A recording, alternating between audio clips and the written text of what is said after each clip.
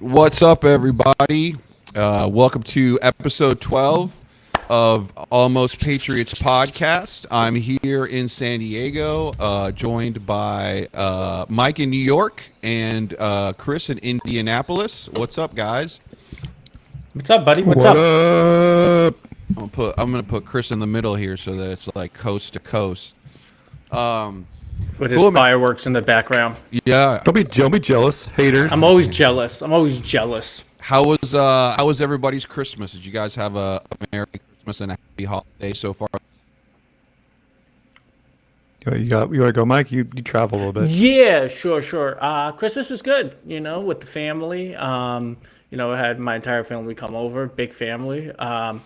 It was good. Santa was very nice this year to my nieces and nephews. I think I just went broke buying them all gifts. And I don't know if anybody buys toys out there, but they're expensive. So this year was definitely a expensive Christmas. How about yourself, Chris? Yeah, expensive, and I had a hard time shipping stuff because my family lives in the remote part of Oregon, so not everything would ship. I think a couple of things didn't make it in time. So one of the things that I thought was surprising, I shipped some gift cards, and they like wouldn't make it within 5 days. I was like, what? That might be So, a carte blanche thing, like. Yeah, so I sent everybody's selling Amazon gift cards. I bought the nieces and nephews actual gifts, but for my siblings. Sending niece and nephews Amazon gift cards. I'm a little concerned. No, my niece and nephew, I got them stuff, but my siblings, they're all in their 30s, so I just got them some Amazon gift cards because that's easy. I have no idea what they want. But yeah, they didn't show up until today. The best part of my Christmas was today. I took down the Christmas tree you guys got me. So. You bastard! You bastard! For the people listening, so we went out to Indianapolis for the Big Ten championship, and Chris was nice enough to host us at his house. And then Mike and I, being good guests, were at the local Walmart and decided that we needed to get him a Christmas tree, and with lights and bulbs and everything. I think the whole thing was like $20. So. Yep. $27.99. Shout out Walmart on the Christmas. If you need a Christmas tree, that's where you need to go. Yeah. And apparently, Scrooge over here wouldn't put it together Mike and I had to put it together. Put it together, yeah. I had to decorate that motherfucker over 2 days. I troubleshot the Christmas lights for 10 minutes. All right. Oh yeah, you did. Yeah, You oh, did. One yeah, that's true, bulb that's at a true. time. One bulb at a time. He did. It was very. He helped a methodical. little bit. He helped a little bit while he was drinking. Like, what was it? Your High Noon? What were you drinking? Was it a White Claw? What were you drinking? Mules. Oh, mules. I'm sorry, my bad. Mules. I don't drink malt anything, clown. Yeah, man. No, Colt but I 45? put that up in a yeah, right. I put that up in the garage. So there's like a little shelf in my garage is on the top shelf. Mm-hmm. I look forward to seeing if I get eaten alive by some brown recluses or something next year if I decide to pull it down. Hairspray. I actually think that might be part of the house now. Like that might stay at the house forever. Like if you sell it, it just comes with the It Christmas. comes with the house, yeah. Yep, I 100%. think I'm just gonna super glue it to the shelf. I think I missed when you fixed the lights because I was outside trying to cook steaks without propane, and I was wondering why they weren't cooking. 5 minutes flipping. 5 minutes flipping over. That or I was beating Mike at darts. I couldn't Darts. remember which one. Yeah. I'm not a Yeah. dart player, and you both kicked my ass, and I will happily say that. Rick, how was your Christmas? What'd you end up doing? And Rick, your microphone is not working out. It's not working. Is it working? Is it Cutting working? in and out. It's cutting in and out, huh? What about Now now? you're fine. What about now? Yeah. Oh yeah, it's good. Okay, so I went to McLean, Virginia, to see my pops back at the old stomping grounds, and his wife, my stepmom, and they're doing good. They're both pretty old. My dad's in his 90s, and she's in her 80s, so they're kind of like little kids. I had a really good time. You know, normally going home can be somewhat traumatic, especially for some of us are a little bit older. Our parents are getting older too. But I had a really good time. Everyone was really cool. It was quiet. It was cold. We did a lot of shopping, bought some food, grilled some stuff. Talked to everybody, the whole family in South America. And but my parents are like little kids, and so like I had to like wrangle them up. Like they would be like, "Let's go get a pizza," and it would take them like 15 minutes to find all the clothes they needed, and I had to like help them find the clothes and stuff. And Unbelievable. yeah, so it was cool. But then my dad insisted on driving everywhere, which was really scary. And I didn't notice until the daytime when I woke up and checked out his car that it is fucked up everywhere. He has hit like 15 different things, and Unbelievable. my stepmom and I were just cracking up, and I was laughing, and he's like, "Why are you laughing at me?" I'm like, "Remember all the times that you bitched at me for denting my car when I was like 16 and 17? Well, look whose job it is now." And so it was kind of a sense of satisfaction. I didn't want to like be mean, but I was like, "Oh, what goes around comes around," right? So, but it was. Well, all we're gonna good. get there at some point. Yeah, definitely, absolutely. Ricardo's already there. Ricardo's already there. I don't know what you're talking about. Have you seen his car? It's fucked up. Yeah. I think it runs in the family. Mostly, though, because I just recently got a parking spot this year. But before that, I had to park it on the street. And it was during, this COVID times and everything. And there was a lot of homeless crazies on our street. So, like, it would get dinged and fucked up. And I just left it because I was like, they're just going to fuck it up again. Or they're just going to mess it up again.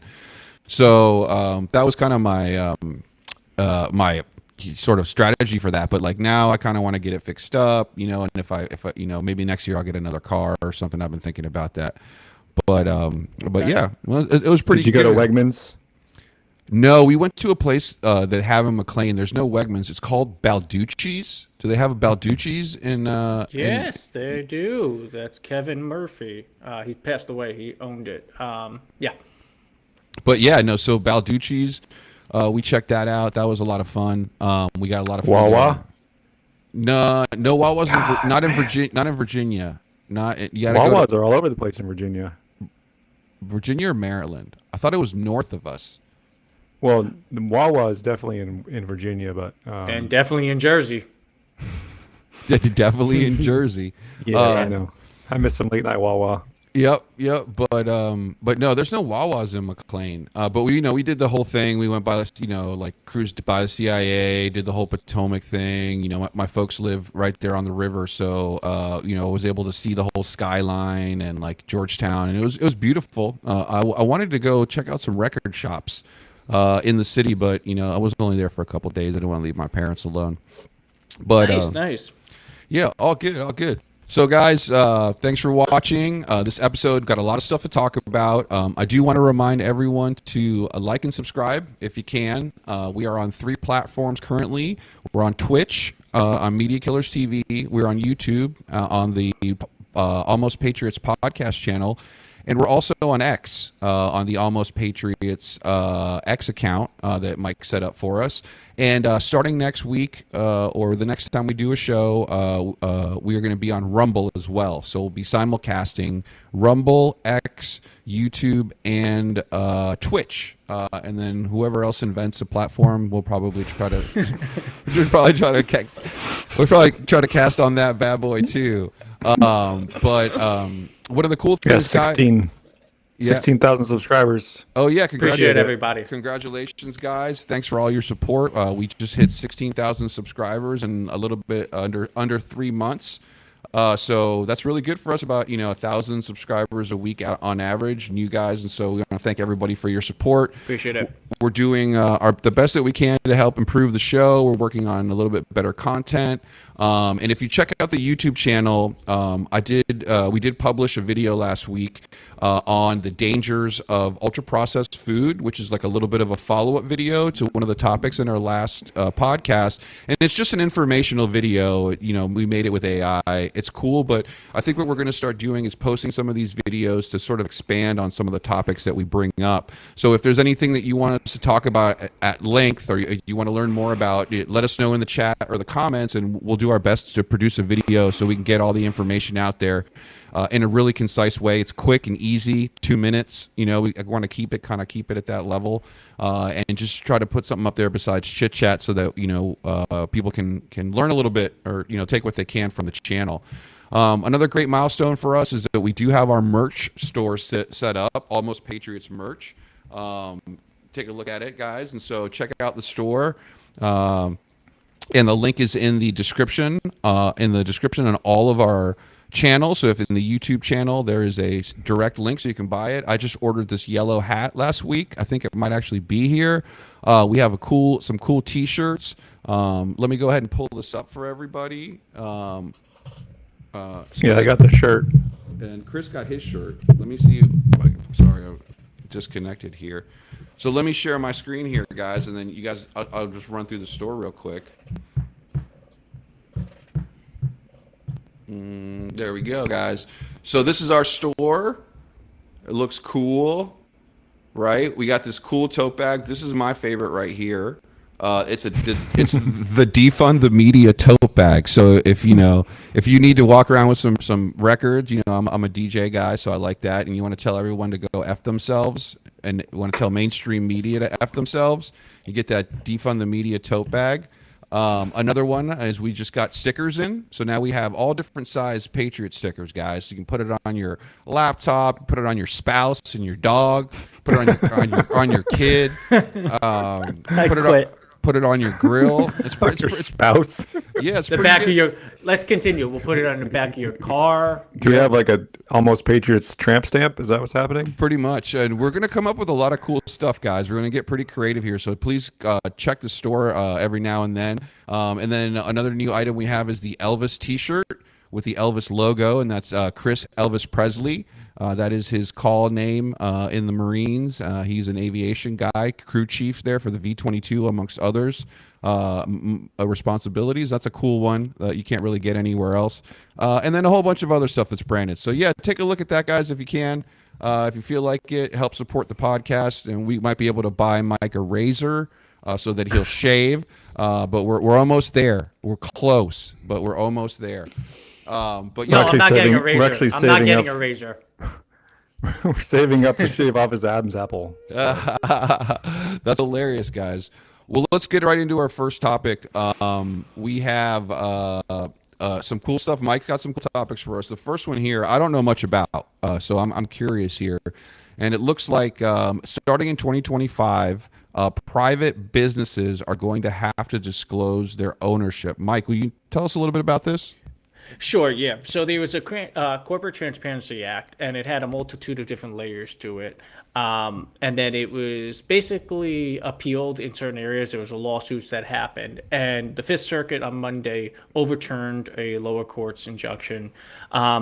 Basically, to give you a little bit of a rundown, what the private ownership disclosure segment of this Corporate Transparency Act is that you have to disclose all the owners, their names, addresses, IDs, PO box, everything. If they own other businesses, registered, etc.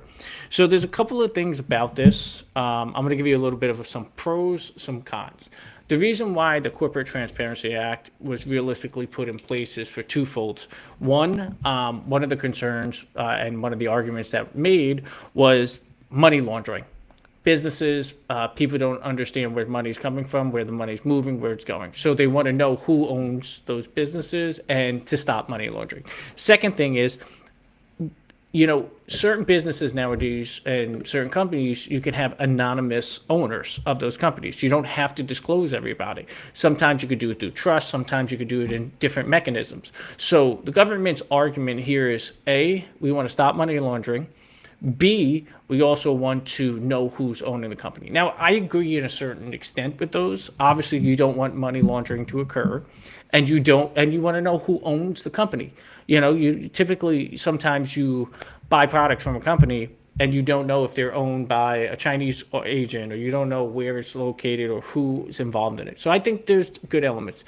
Now, there's some cons to it. First, there's a lot of issues as it relates to privacy risks. So the way they're doing this is through the Treasury Department's Financial Crimes Enforcement Network. Now, if anybody knows anything, nobody knows how secure that department is. So there's issues with that. The second thing as it relates to privacy risks is the fact that if I wanted to start a business, people are like, okay, but I don't want to disclose all this information. I don't even know where this information is going to go. How are you going to use this information on every little asset? The other issues with this is it's more regulation. So if you start a business, so everybody that starts a business, okay, it's just another layer. It's going to cost. So I think it was one of the companies, or can't remember, but they stated that the budget costs for the compliance in the first year of this going into effect would cost $22.7 billion. Jesus. And that's a lot of money. So as a business, right, and you're starting a business, it's just another layer that goes on top of that. Now, there's positives and negatives. Another issue here is also, I believe, in my opinion, from looking at this, is there's going to be best way I could say it is cross-department communications. So if the IRS finds out that you own a business and you're not paying taxes and you have a generated income, they're going to cross-reference it to your tax return to see if you declare that income. So they're going to turn around and see, okay, we want our money. So that means that you could potentially have an increase in IRS agents that are going to be working on this. Obviously, technology is big, but there's one problem. The government always works 10 years behind everything that's going on. So you don't know that.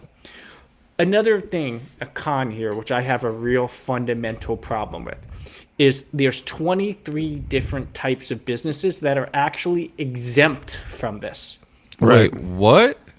Yeah. Like what? So, nonprofits. That's what I was going to ask. Nonprofits. There's several types of bank clarification definitions that are not part of it. Financial services businesses.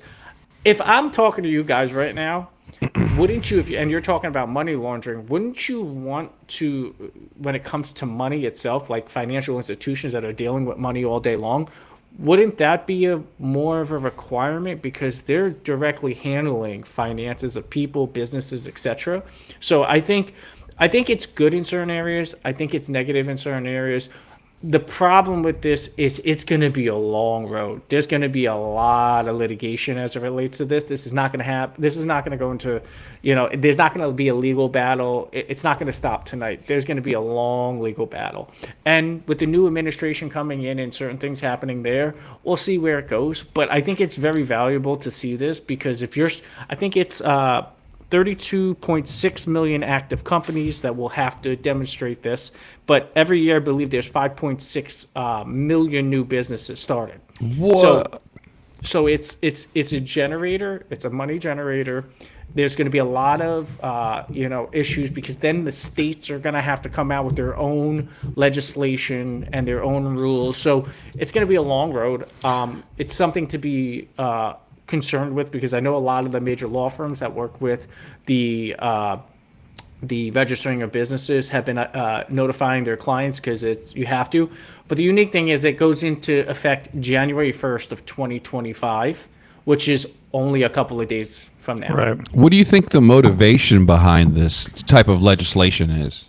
So I think it's a couple of folds. I think it's I think it's cross departmental. They want to know who's not paying taxes. They want to know who actually owns the companies. But my concern here is always government and their lists. So that's a problem. Governments with lists are very detrimental because I think they have lists on everything, and it gets a little scary. What's going on with those lists? Who has control of those lists, and who's who, and where are we using those lists? So I could be like, for example, you could create a company. I could create a company, and the company is not profitable, but I'm a registered agent, and now they're going to cross-reference and see if I disclosed on my taxes at any point that I disclosed the income. That company might not have any income, might be at a loss. There's no money coming in, but they'll still scrutinize you for that if that's the way that they're going after it. So I think I'm not a fan right now. It's good in theory,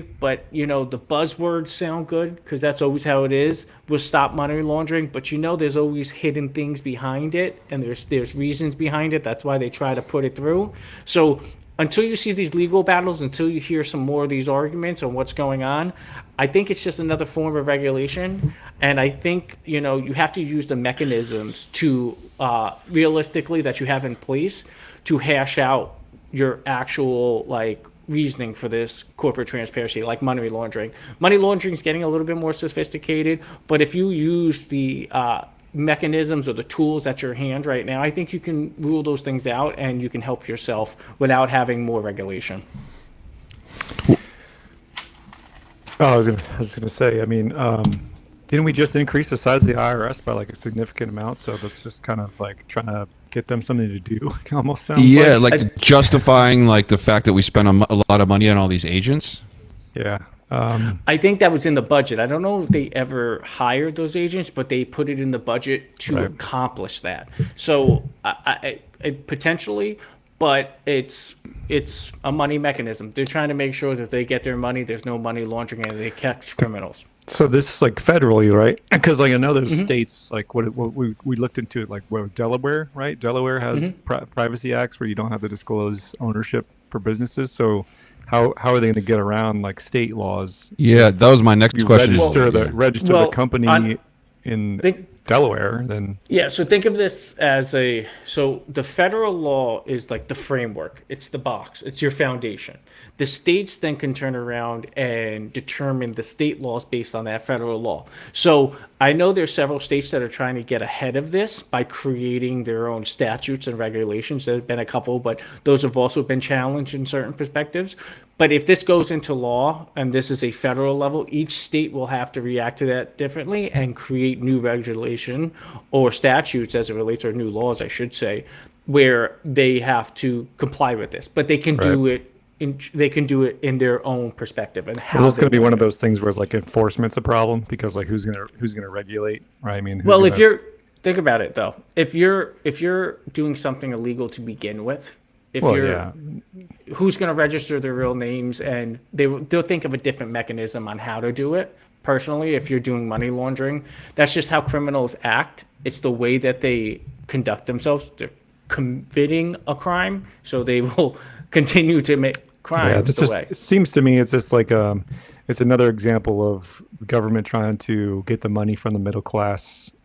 That because realistically, the companies that are the biggest problem they're nonprofits. Nonprofits and NGOs are the ones that are moving the most money without disclosing their ownership list or their donor list, right?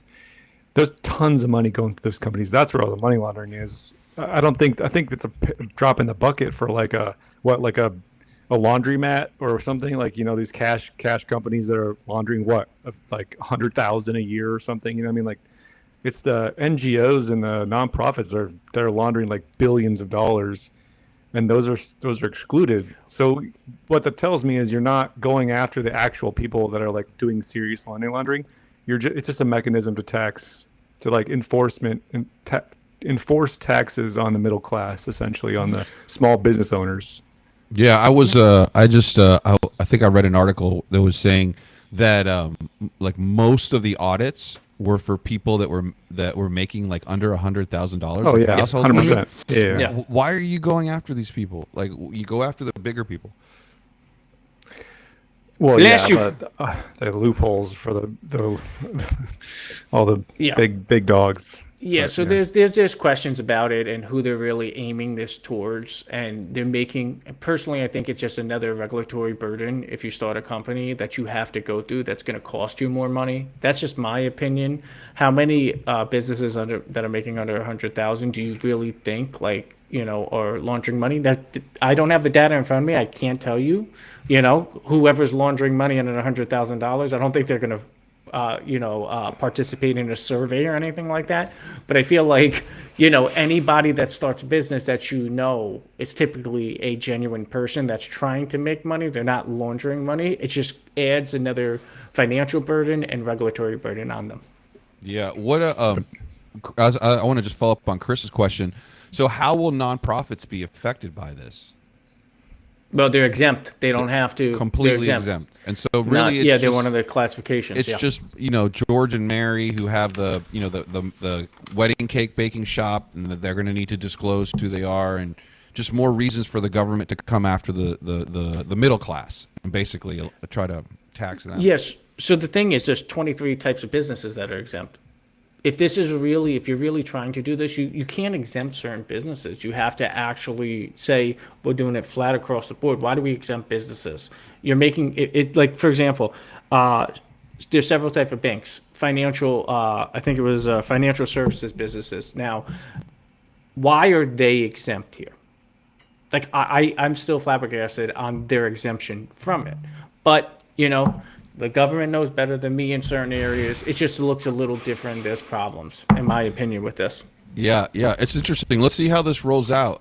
We got a question in the chat here from our buddy Jeff Corrigan. Shout out Turbo.fm. So Jeff had mentioned the other day when we were in his studio, which is a wonderful place, that our podcast should buy a Starlink and send it to a village in Africa and provide internet for that village for under $2,000. Now, I don't think it's a bad idea. We are not a profitable podcast quite yet, but I will tell you, We are in the negative by $2,000. yeah. We're doing this out of love. I'll tell you what, Jeff. The first $2,000 that we make in the black, we'll get you on the show. Let's talk about it, and we'll see how we can figure it out. But we're not going to do it without you. So you're saying with computers too? That's a PR move. That's a huge PR move right there. But we're going to get Jeff on the show, and we're going to have him lay out the plan. We'll finance it, but we need, this is a team effort. So I think it's a really good idea. I like where Jeff's mind is at. He's a good guy. He's always kind of looking out for people. I think he's right. I think it would be viral content. And so Jeff is kind of a media genius. I kind of want to give a big shout out to him. He's been a big influence on me over the past 10 years. He's been a good buddy too. So I think this is a good idea and definitely worth discussing. So that gives us a goal for 2025 is to get profitable, and that we'll need everybody's support to do that. Just like and subscribe, and then we can make this happen. Hey, if you're a DJ in Africa that doesn't have internet, send us messages and we'll start there. Well, that's the part that I thought of, and which I didn't tell Jeff, which is that I would love to do that, but I'm also going to send controllers so that people can play. I have an extra one. So. Totally. We'll even go on the show and we say donate your old controller that you don't use anymore, and we're going to send it to this village in Africa that's getting Starlink so that we can see where the real talent lies. I think that would be viral content. I think it'd be great for everybody. I'd love to see Jeff participate. So I'm all for this idea.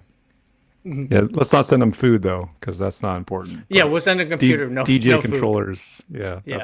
First you get the DJ Fresh controller. water, clean water. First you get the DJ controller, controllers. then you get the khakis, and then you get the girls. That's how it works. That's how it works. Team Okay, America. okay. But Team America. assuming that you have food.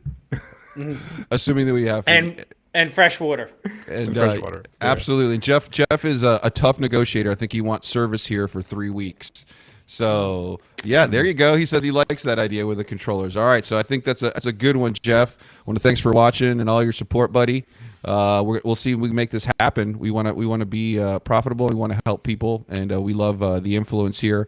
So thanks for watching, man, and let's make this happen next year, guys. Let's move on to our next topic. We have a lot of money that's being spent on data centers. This is kind of a growing recent expenditure for some of these bigger tech companies. And, one of the things that they're spending money on is this AI explosion. And let's take a look at this quick video. This gentleman here kind of breaks down what the current situation is. In case you with haven't that. realized, these tech companies have just a ridiculous amount of money on hand. And if you consider AI to be this existential threat to the business in Google's case, or a platform shift that Meta wants to capitalize on, or kind of the next generation that Microsoft doesn't want to miss out on after kind of missing mobile and mobile internet, it's hard to justify not spending 10% of that free cash flow, 10% of that cash on hand, 20%, which is to the tune of, 10% of this would be an average of like $5 billion a year for each of these companies on building out data centers. We know they're going even bigger than that, but I don't look at this and say, wow, that's a significant change to their business. Yeah, significant change there. And so $5 billion a year is a whole lot of money. And so, Mike, this is your topic, man. What exactly, Sure. what do you think about all this? So first of all, that video actually illustrates exactly what's kind of happening. So a lot of these companies, the next wave right now in the tech world is AI, it's GPUs, computing, etc. It's that next kind of, okay, how do we get to that next level? Everybody makes a big deal about it, but what people don't realize is the cost of that artificial intelligence. Now, everybody knows data centers are very important, but I want to give you a couple of numbers. So, and how expensive this is actually getting. So, Microsoft spends about $40 billion right now a year. Meta spends about $23 billion. Google, $29 billion, and Amazon, $16 billion. Now, as it relates to data centers, Microsoft has over 300 data centers right now currently in the U.S. to help with the AI situation. Amazon has 215 data centers. So as you can tell, it's getting costlier to, run these AI models or this computing. So some of those things, it's kind of hard to sit here and understand it. But just to give you a little idea of how this works is with those data centers is those AI models require large data sets that they have to compute through. They have computer calculations that they're going through. They have calculation resources that they have to use. And to top it off, it also includes energy consumption. So this next wave of AI is not cheap. So one of the biggest things that we've talked about in the past is energy and how a lot of these companies are trying to deal with energy, the consumption for all these computations, GPUs, all this stuff. And that is when we talked about nuclear and what they're trying to do, restarting nuclear companies. It's gotten to a point now where they're spending so much money, but for us, that's a lot of money, right? We think that's a lot of, for them, it's a drop in the bucket. They have so much money out there and they realize this is the next big thing and how can they capitalize on it. But you have to refine what you're capitalizing on. And that's the importance of this expenditure, the expenses. Sorry, couldn't speak for a second. Expenditure. There we go. Yeah, so they're spending a lot of money and it's adding up. But for everybody that's looking from the outside in, it's like, okay, that's a lot of money. But the reality of it for them is they're going to ride this wave because they know it's the future. And what people don't realize, and I think this is a very important thing, is these tech companies are the new wave billionaires. They're the new wave individuals. And there's a huge battle going on right now. And people don't realize this is you have your dinosaurs like the oil and gas companies and the banks. They used to control everything. They were the buddies.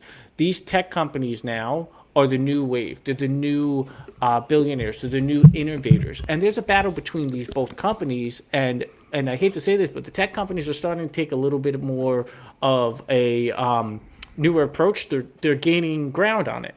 And so you have all these battles, and the tech companies, believe it or not, and the CEOs and the technology that they have is next level. So the dinosaurs are starting to die. Gas and oil, these companies, they can only do that so much. It's a commodity. Tech companies have so much money that they can buy commodity companies. They can create commodities in certain perspectives. So you got a lot of clash here. So I think it's really interesting how they're approaching kind of this next level technology and what they're trying to do with it. But it's going to be in for the long haul. You're not going to see them stop anytime soon with the spending until they refine everything and they are able to, get better at the cost value, because eventually the expense will hit a point and they realize they have to reduce it at a certain way, and they'll come up with something better than that. So I guess my question to Mike and Chris as well, I know you're really good at this, is how does the average American take advantage of this information? So are they building their own data centers, or are they contracting with vendors? Are these vendors public companies? Can we invest in these companies? How can Americans take advantage of this trend that's obviously going to be coming with energy, data centers, and AI? What kind of stock should we be buying? What should we be doing? You want to jump in, or you want to go, Chris?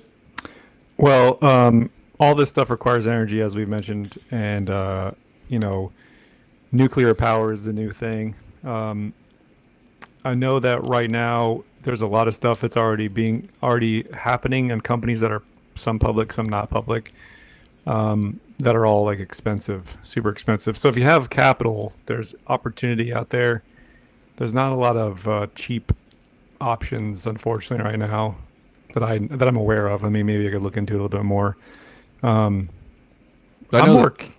I'm more concerned about the crypto concern, because from what I've been hearing, that quantum computing is like the biggest threat to crypto. And is that going to both, bolster crypto's potential with quantum computing, or is it more going to unravel crypto? I mean, so I read an article about that, because that was the first question that I asked as well. I was like, okay, cool, I'm going to sell all my crypto. It's out the door, right? But what they were saying was that a couple of things. First off, the Google announced that they had created this sort of supercomputer that did 10,000 to x to the 10,000 computations way faster than anybody else. But what they didn't tell you is that this thing has to be cooled to like 0 Kelvin to work, and they can only run it for like 20 seconds.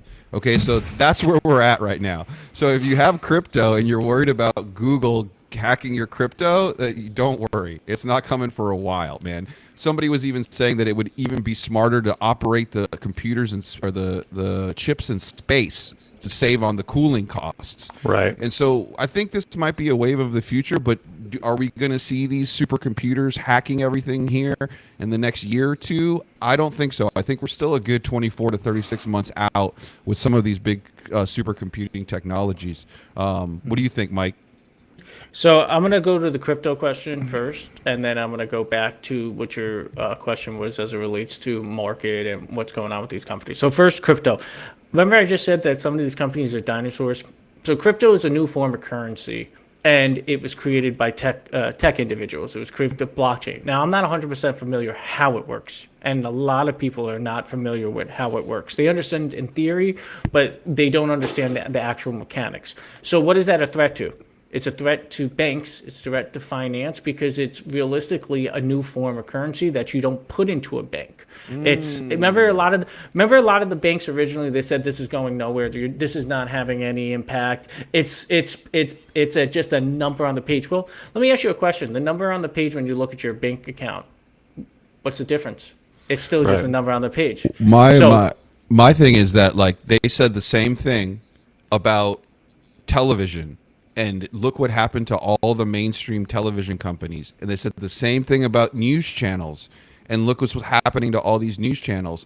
And so the people that are spreading this type of information are the ones that are benefiting from the status quo. And so they're going to say whatever they can to stop this from happening. But I think it's inevitable. Well, think of the dinosaurs that told you that, cryptocurrency was nothing, right?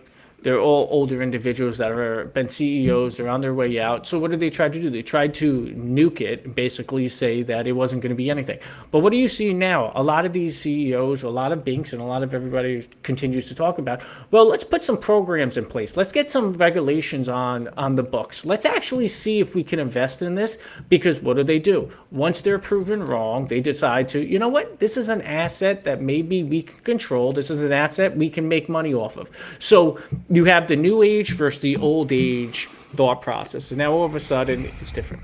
Going back to the original statement, a lot of these companies are doing two things. One is they're building their own data centers, but two, they're also partnering with other data centers, companies that are already established that are out there. So I know there's a company, Applied Digital, that got a massive, Applied Digital is a data center. And they got a massive investment from NVIDIA and a couple other companies. And there's actually other ones out there that have that same structures. So they're doing a combination. Now, going forward, I think Chris is right. I think it's going to come to energy aspect. You need to turn around and have energy at a cheaper cost to create or have these modules run and have these data centers run. I think also real estate's going to be big. I think the data centers are going to be big because you need real estate. You can't just throw a data center in a location close to let's say in California. Most of these data centers are in the middle of the country or middle of the desert because of the conditions that are out there. So you're going to have real estate markets, you're going to have data centers, you're going to have companies that specialize this, but also you have to look at other avenues. You have to look at supply chains to those data centers. What are the supply factors that go to these data centers, which are going to get those contracts to build these data centers and so forth. So you have a lot of areas going. It's a lot of moving parts. Yeah, so that's the way you have to look at it. I would highlight a couple companies that we've talked about in the past. One of them, SMR, Small Modular Reactors. They're a great company. They're still in the sort of like getting off the ground phase. That's a great stock. Centrus Energy, LEU is another great one. They do fuel for nuclear. They do like this. I want to say recycle fuel. Chris knows a little bit more about that. But yeah, they're the only uranium company in the U.S. That has the patents for the centrifuges to make uranium, and the only other companies in Russia. And so there's only two manufacturers of uranium in the U.S., and one of them is can't think of the name right now. One of them's owned by the Department of Energy. It's the Idaho Research. I can't remember what it's called, but basically all they do is make small amounts of uranium for research and development. So they're not a commercial uranium manufacturer. They just make uranium to like, hey, if you want to start a nuclear power plant, you reach out to the Idaho Institute, and they'll sell you, well, more like lease you uranium for research, but they're not commercial. Got it. Centrus is the only commercial option. Unfortunately, right now they're not making any HALEU. The manufacturing facility in Ohio is still being built, but they're the only ones that own the patents to make the centrifuges. So once they start commercially manufacturing uranium, once all these plants go online for Amazon and everybody, their stock's going to probably go up a lot more. Yeah. So. Oh yeah, that's based on our research. Just want to put it out there. We research this a lot. We talk about that. That's based on our research on what we think is going to happen. It's a theory. It's a theory. Yeah. All of the statements are theories. We're not trying to give anybody any kind of financial advice. We're just talking about our own research here. I think that's a big important thing. But yeah, if you guys want to capitalize on this, do some of your own research.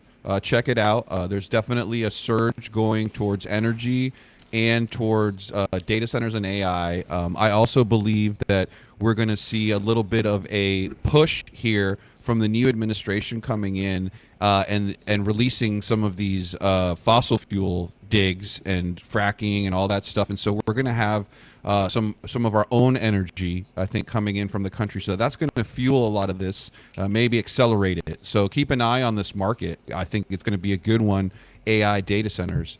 Talking about AI, guys, I wanted to give you guys a little bit of a preview here on some of the cool things that we might be able to expect from AI coming into the future.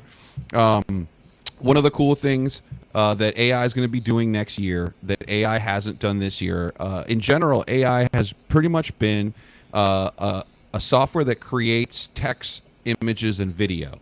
You know, you use AI, it'll either pull up information, it'll create text, it'll create images and video. But in 2025, we're going to start seeing AI agents. Yeah, that's right, you heard it right. Just like Agent Smith in The Matrix. And the AI agent is going to be able to actually perform tasks on the internet and throughout systems and get stuff done for you. So this is going to take AI to a huge level. It's going to eliminate most of the tasks that we need to do that are repetitive. Anything that you're doing 10 times a day, emails or checking something, AI is going to be able to do it for you in 2025. There's a company called Anthropic, and they're setting up a center next year with a framework for building your own AI agents. And what these guys are going to be able to do is they're going to be able to go on the internet and they're going to be able to enter text. They're going to be able to surf the internet. They're going to be able to send and receive emails. They're going to be able to basically fill out the input for you. And you know, all these big tech companies are getting behind this. And recently, Zuckerberg made a statement about some of his ideas and what Meta is going to do with their AI agents. Hundreds of millions of billions of different AI agents. Eventually probably more AI agents than there are people in the world. A lot of what we're focused on is giving every creator and every small business the ability to create AI agents for themselves, making it so that every person on our platforms can create their own AI agents that they want to interact with. And if you think about it, these are just huge spaces, right? So there are hundreds of millions of small businesses in the world. And one of the things I think is really important is basically making it so with a relatively small amount of work, a business can basically, a few taps, stand up an AI agent for themselves that can do customer support, sales, communicate with all their people, all their customers. I think that every business in the future, just like they have an email address and a website and a social media presence today, I think every business is going to have an AI agent that their customers can talk. All right, so there you go. You have it. Zuck putting in his 2 cents on AI agents. And so look for that. I think that's going to be an interesting new thing that AI is going to be able to do in 2025. Some of the other cool things that AI is going to be doing in 2025, and I know it sounds random, is weather. You know, typically a 10-day forecast is only about 50% accurate on a 10-day forecast, right? And that's the status. And the National Oceanic and Atmospheric Administration has been testing some machine learning, and they basically used a Google model to forecasts their 10-day forecast, and it was 97.2% accurate.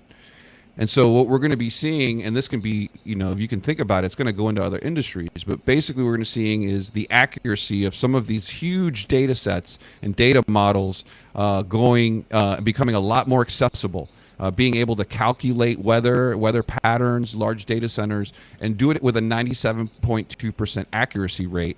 So, weather is just one of them. You know, you can take a look at where else that might go, where there's huge sets of data where AI might be able to come in. I know another really interesting one is actually in the energy sector, that they're using AI now to help analyze and predict where deposits of petroleum are and cut the expenses, because once they, a lot of times these guys are digging holes and they don't hit anything. And so now you're going to see an increased efficiency in some of these research and development, these geography companies who are going out and conducting some of these land surveys. And so that's going to boost a lot of the productivity, and it should boost the revenue for some of these companies. So it would be a good one to look at. There's a lot of good things with AI, but one of the bad things I think is what can go wrong. And I know recently United Healthcare has been in the news quite a bit, and I found this post. Wow, I wonder why. And I found this post. Apparently, United Healthcare had tried to implement an AI system for its claim resolution, and it didn't work very well. In fact, it was 90% inaccurate, and they continued to use it knowingly, and it looks like now they're going to be in some litigation. And so this thing was denying claims, and they're claiming that they didn't know what it was doing, but the court case will probably tell a little bit more about this. But if you want to take a look at the reel here and take a look at some of these numbers here, they're kind of crazy what's going on here. Check this out. So you can't hear it, but you can see that. So a family sued United Healthcare of November last year, arguing that the company knowingly used artificial intelligence that was faulty. All right, it comes out of litigation, and that's where all the information is coming. And this faulty artificial intelligence was denying claims that were legitimate. So that's really a bad deal. Well, has the lawsuit, Ricardo? Has the lawsuit been concluded? No. So Absolutely. they're just allegations. They're just claim, allegations. just a claim, Yeah. just a So claim. they're just allegations. Okay.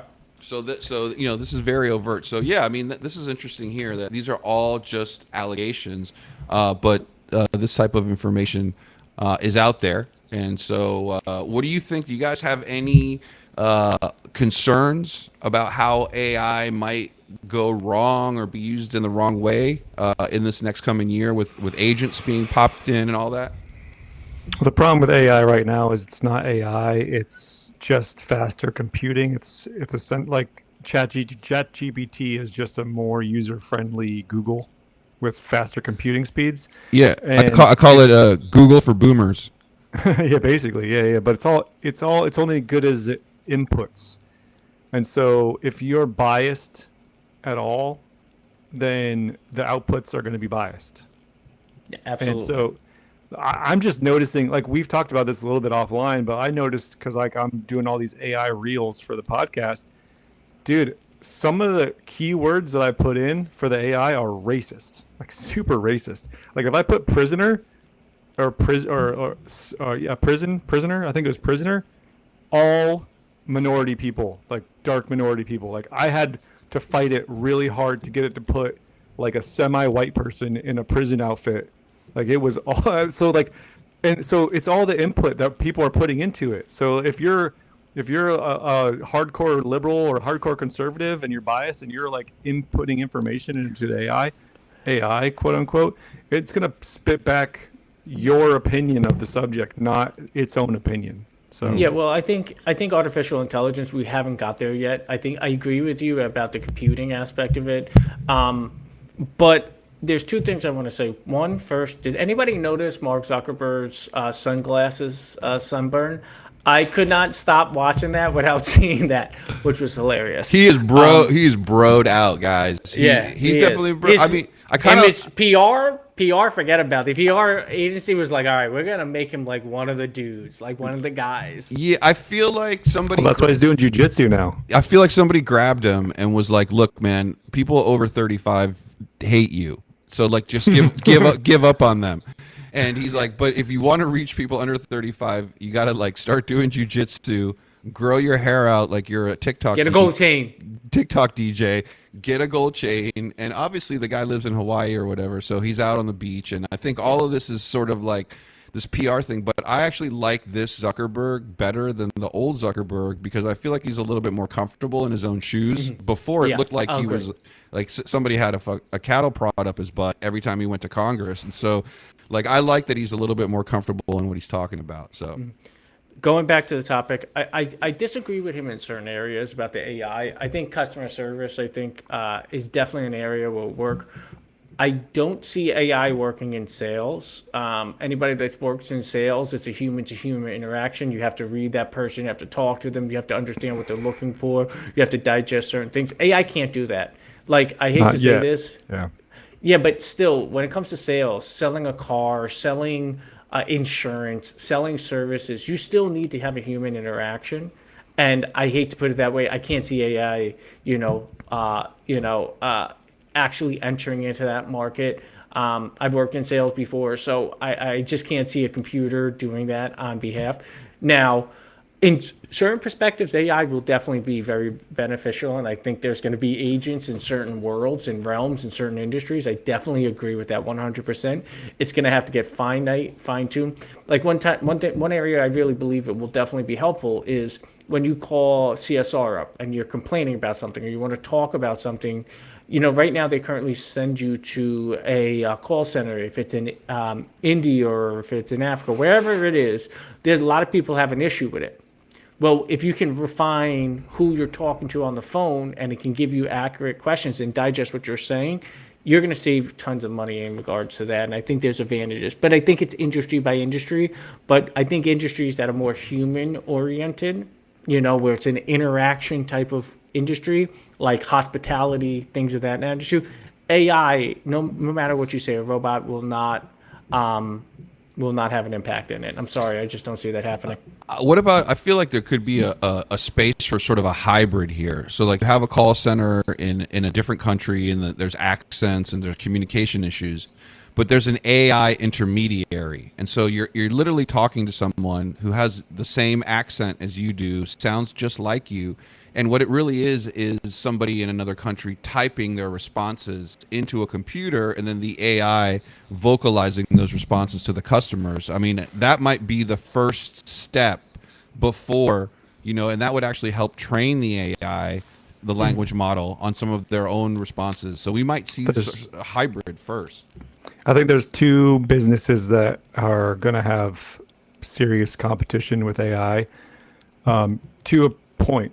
And Mike, one of them is your world. Honestly, I think there's going to be a world where you want to go to the AI to start the process, because like the AI can answer a ton of, because the AI has more references to case studies than you do, right? And the AI has all the material, so you can start talking to the AI, narrow down your search, narrow down your problem, find precedents to whatever issue it is, and then seek out a lawyer to just fill the paperwork out, essentially, right? Because that's what you need the legal person for, is actually to file all the paperwork. The AI won't be able to do that.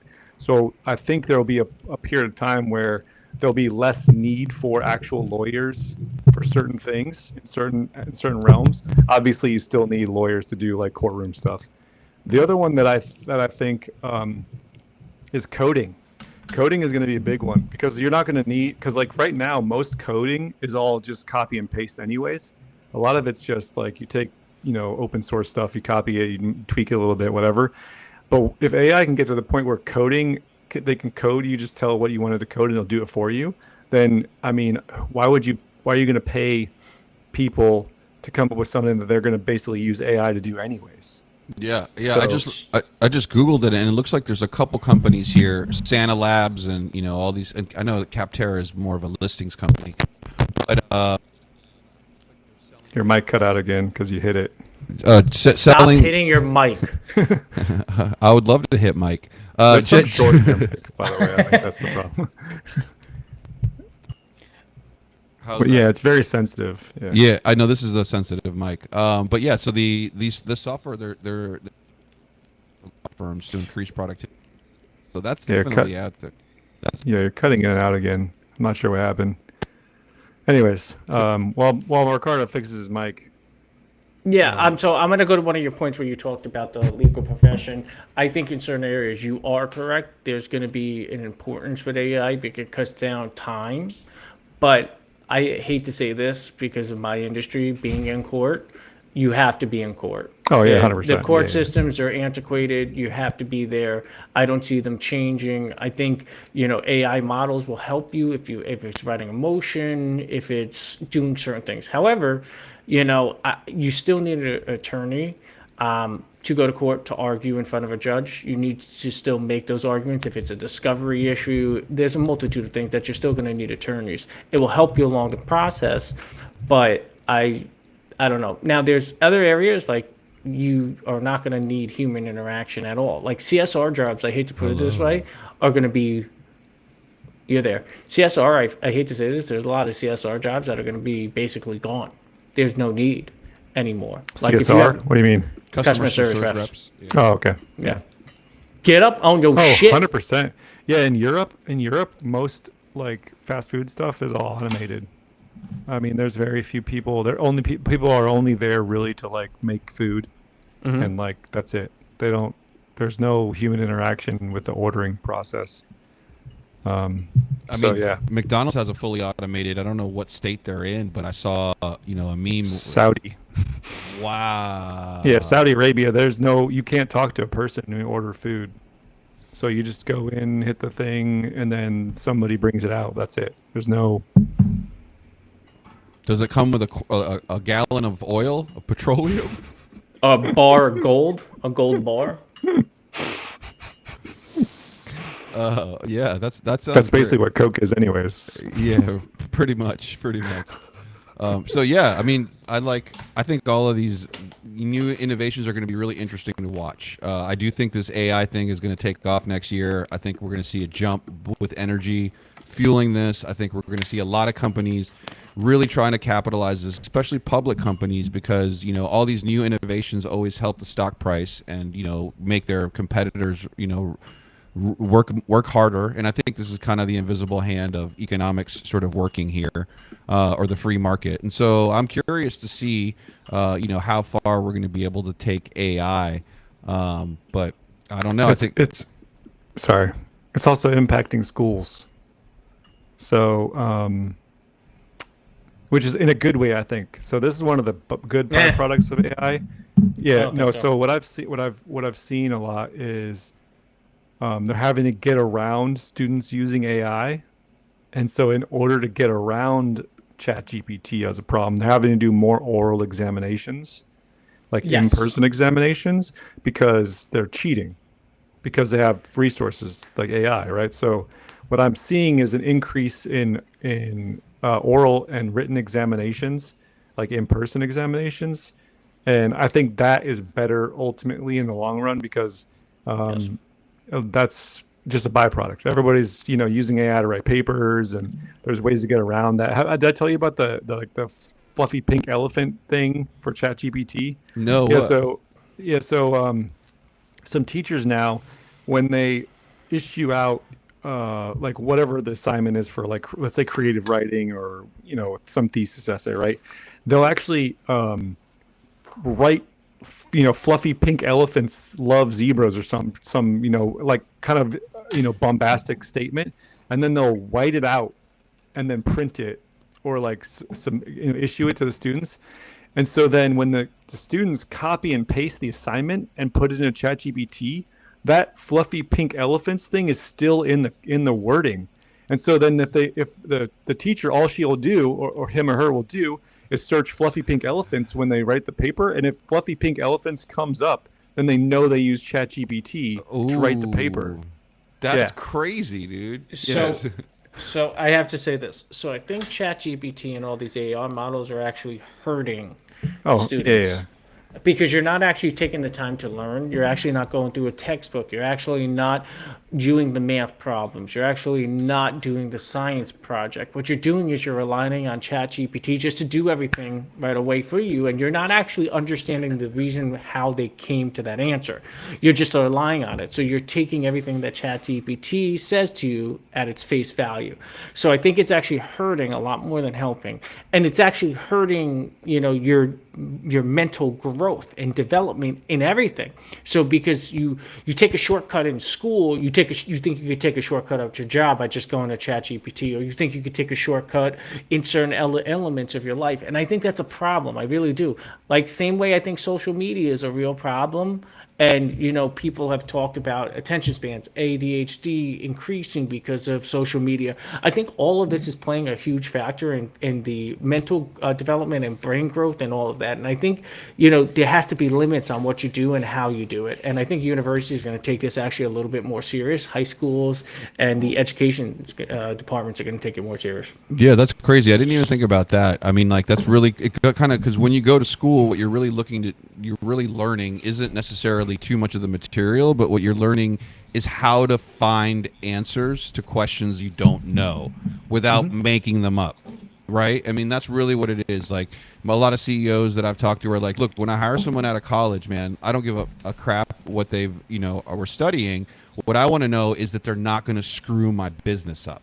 Right. And that's like, out of, most of the CEOs that I've talked to, that's their first requirement. So like, if you're going in on an interview and you think that like, hey, I was a valedictorian, that's great. But all the thing that these managers hear is, I'm competent, I'm going to show up on time.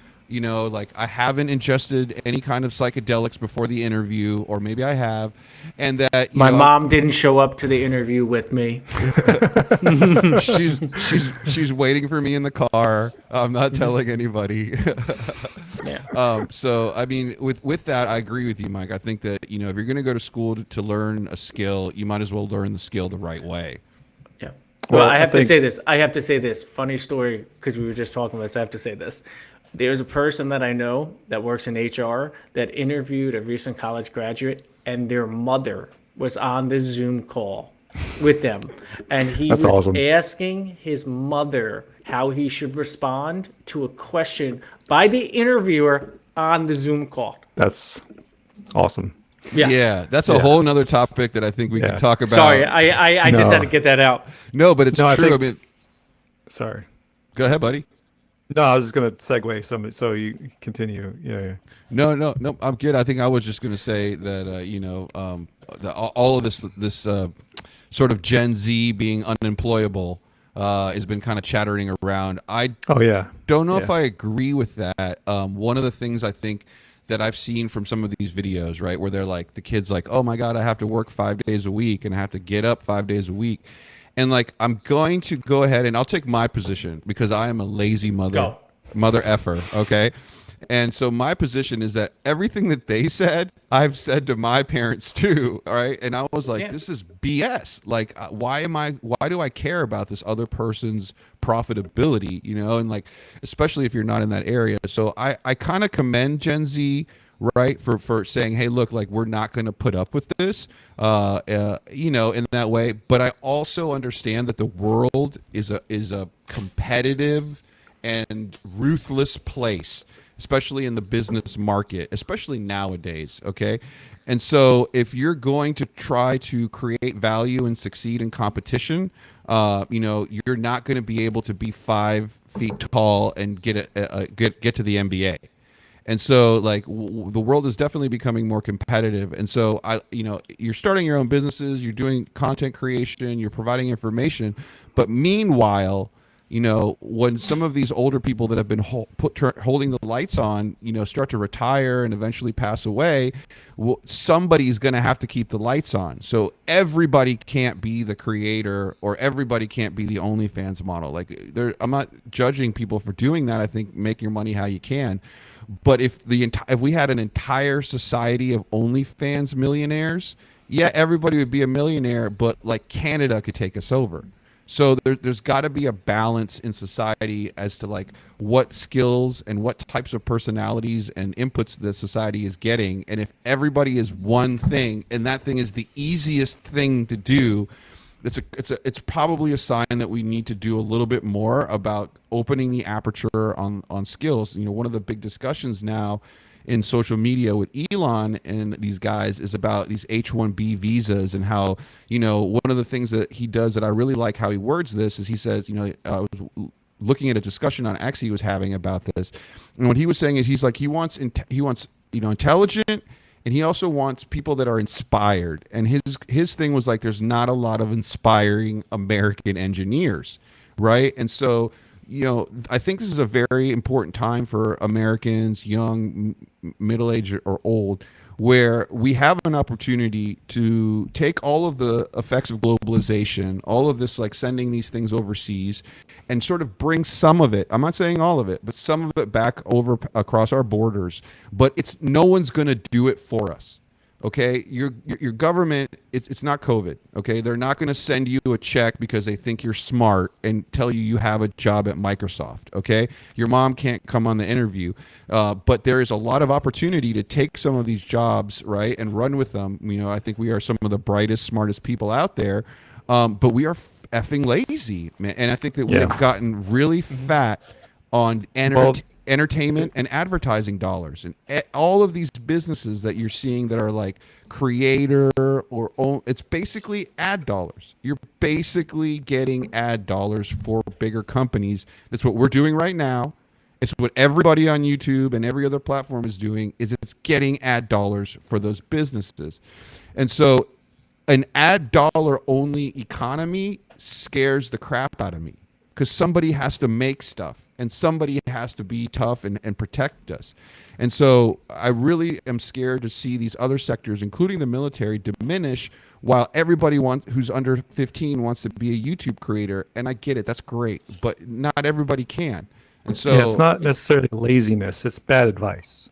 Some of it is laziness for sure. But like, to your point, you're saying like, you've said this before, and I know people have say, you know, do what you're passionate about. And I can't remember, there's one of the millionaires, he's on a podcast all the time, can't remember his name, but he said that, you know, that's bullshit. Don't do what you're passionate about.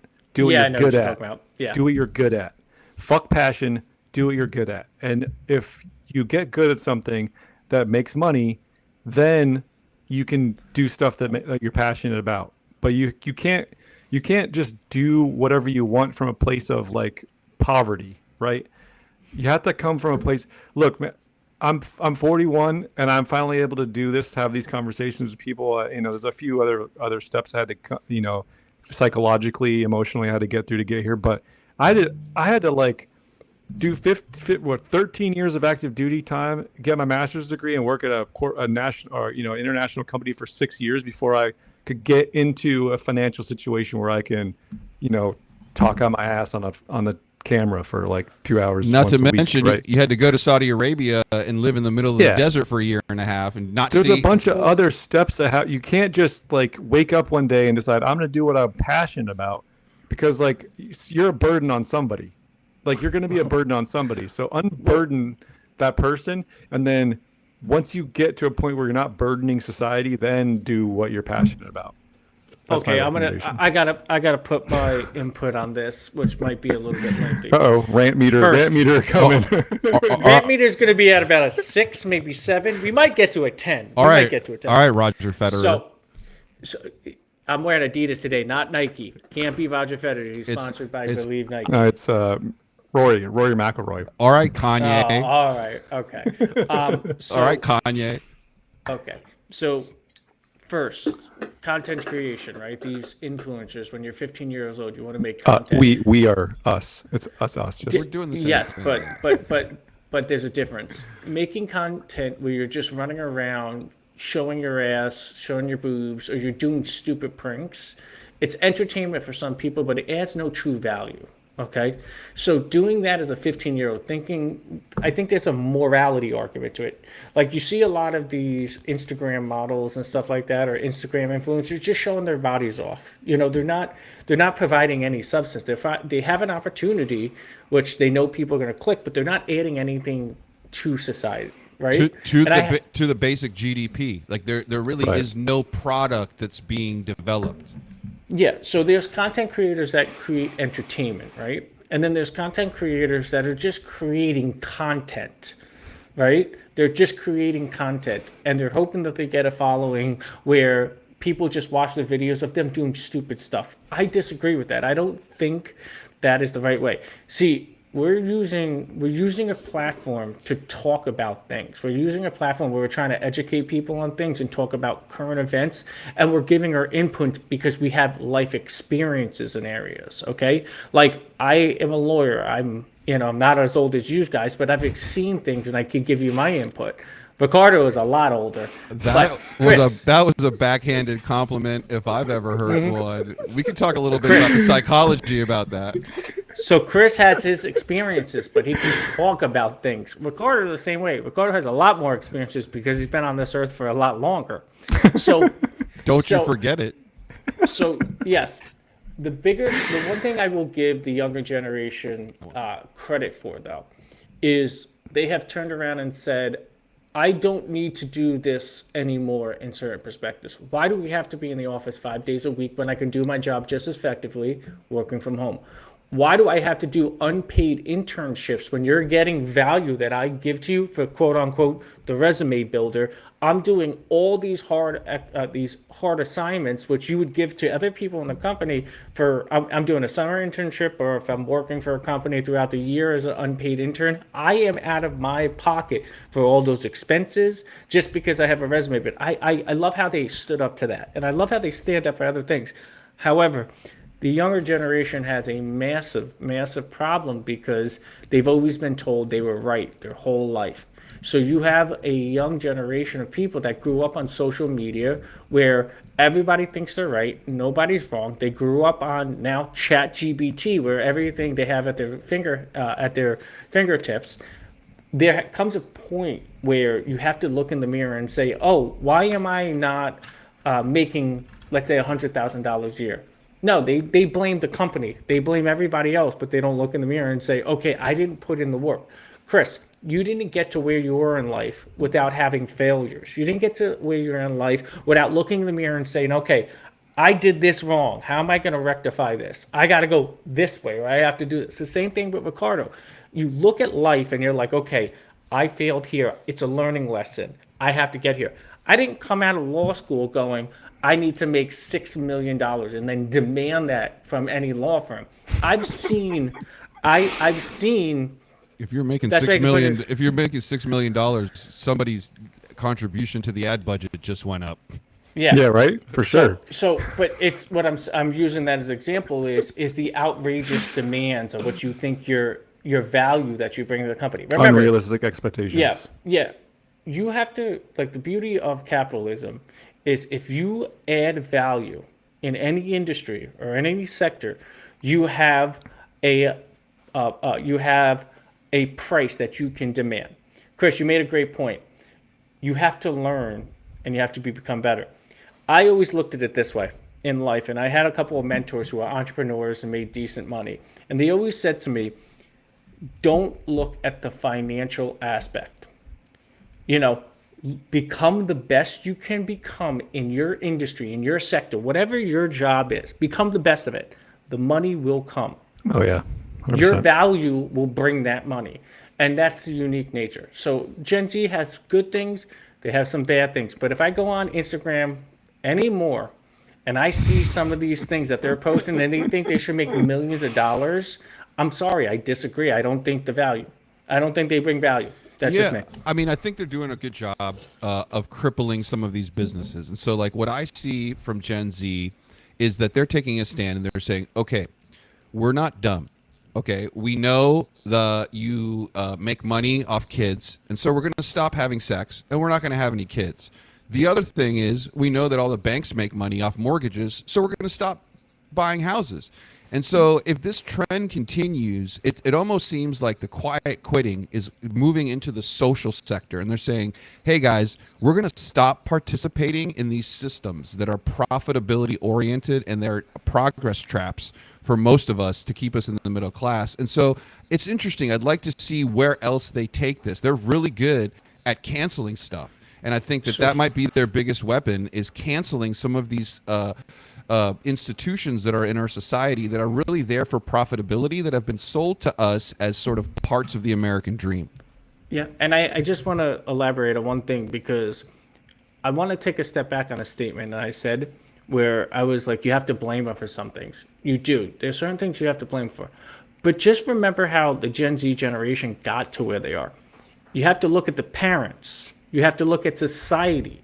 They help dictate that person's personality. They help dictate who that person becomes. Society tells them certain things, so they live upon it. Your parents teach you things, okay, and that's how you become certain ways.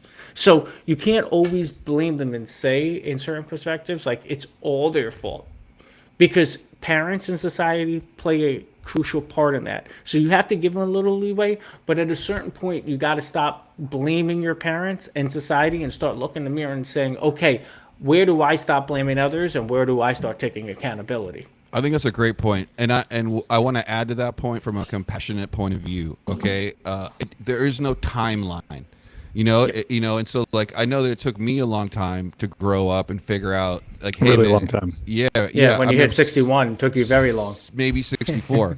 And I think in a lot of the sort of friction that I caused was based on the fact that I was blaming a lot of the systems, right, as well. Like, here I was very creative, still am creative. I was always pretty good with school, like learning stuff, but I hated repetitive tasks. And I was complained a lot about a society that was rewarding, like, robotic repetition output, and was taking advantage of the creative side, where the creative side was the only thing that couldn't be automated. And so, yeah, we're getting there with AI, but if, anyone who's out there who's a fellow creator, I make music and I do all sorts of other things, videos as well, it knows that all companies almost think that the creative part isn't something they're going to pay for. And so there's a mentality that's stuck there in the status quo that it has attributed to this, right? And so for me, it took a really long time, and it wasn't until the advent of some of these platforms, like we're on right now, that I was able to capitalize on the creativity. And so I can understand where they're coming from, and I want to say there is no timeline, like, fight your fight, make your points, but eventually, you're going to have to become self-sufficient, and there's a lot of help out there. And there's a lot of bad advice, but there's a lot of good advice, and a lot of it comes from within.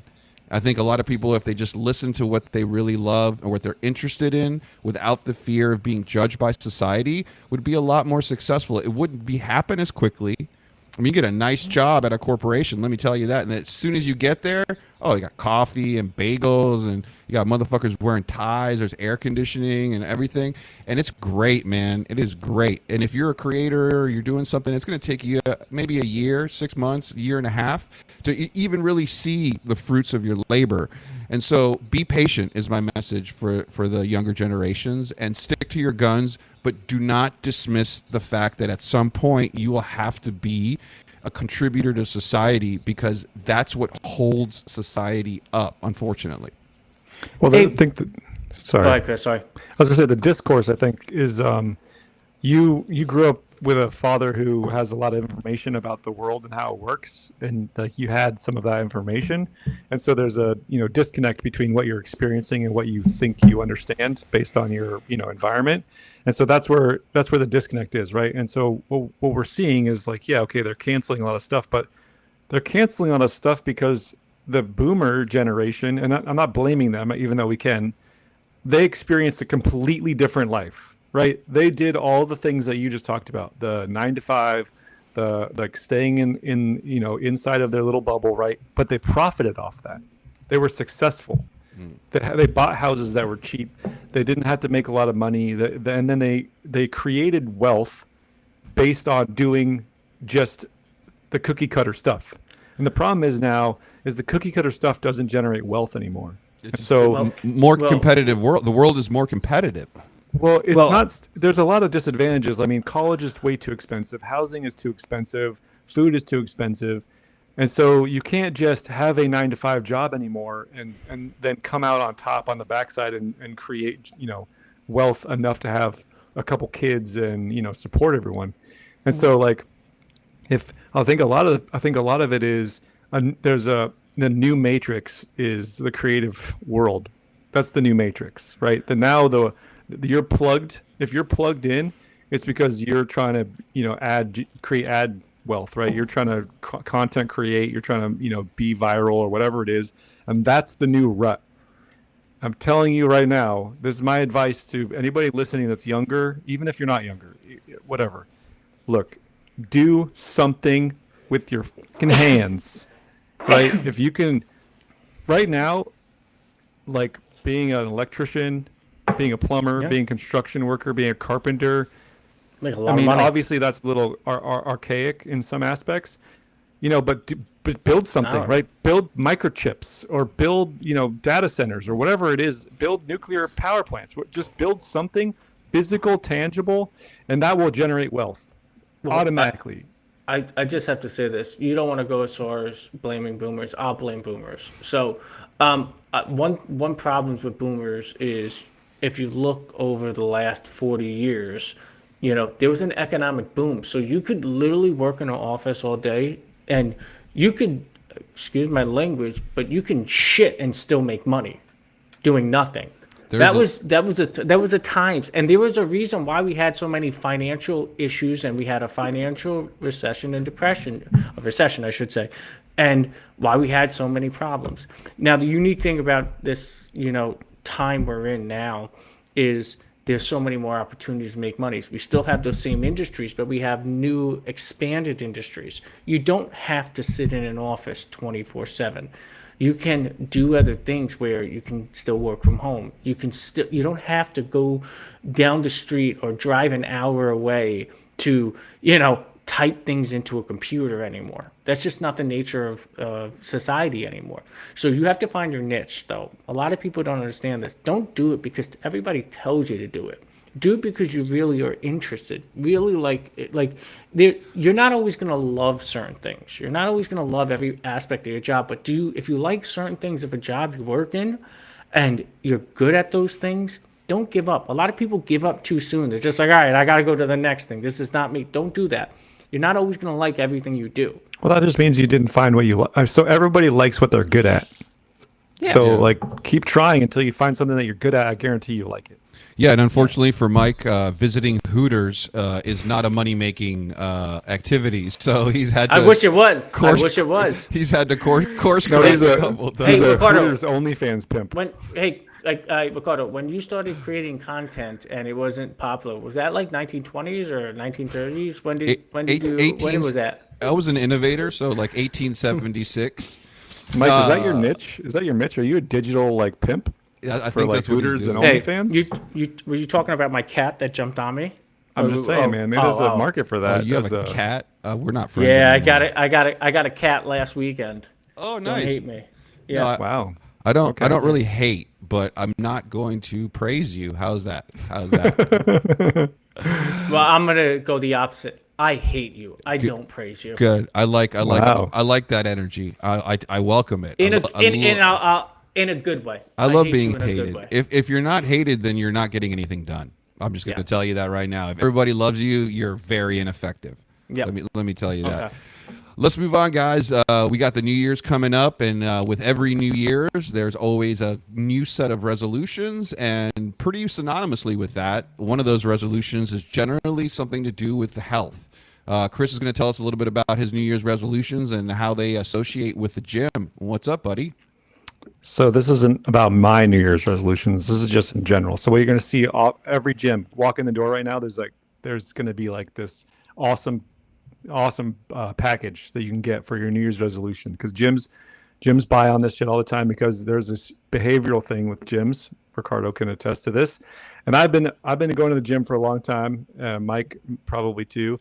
Every year in January and February, the gyms are packed out of control. Like way more people than there were in December and November. And why? Because New Year's resolutions, and also the gyms put out all these great packages, right? But the gyms profit on this because guess what? For all of us gym goers, in April, y'all aren't there anymore.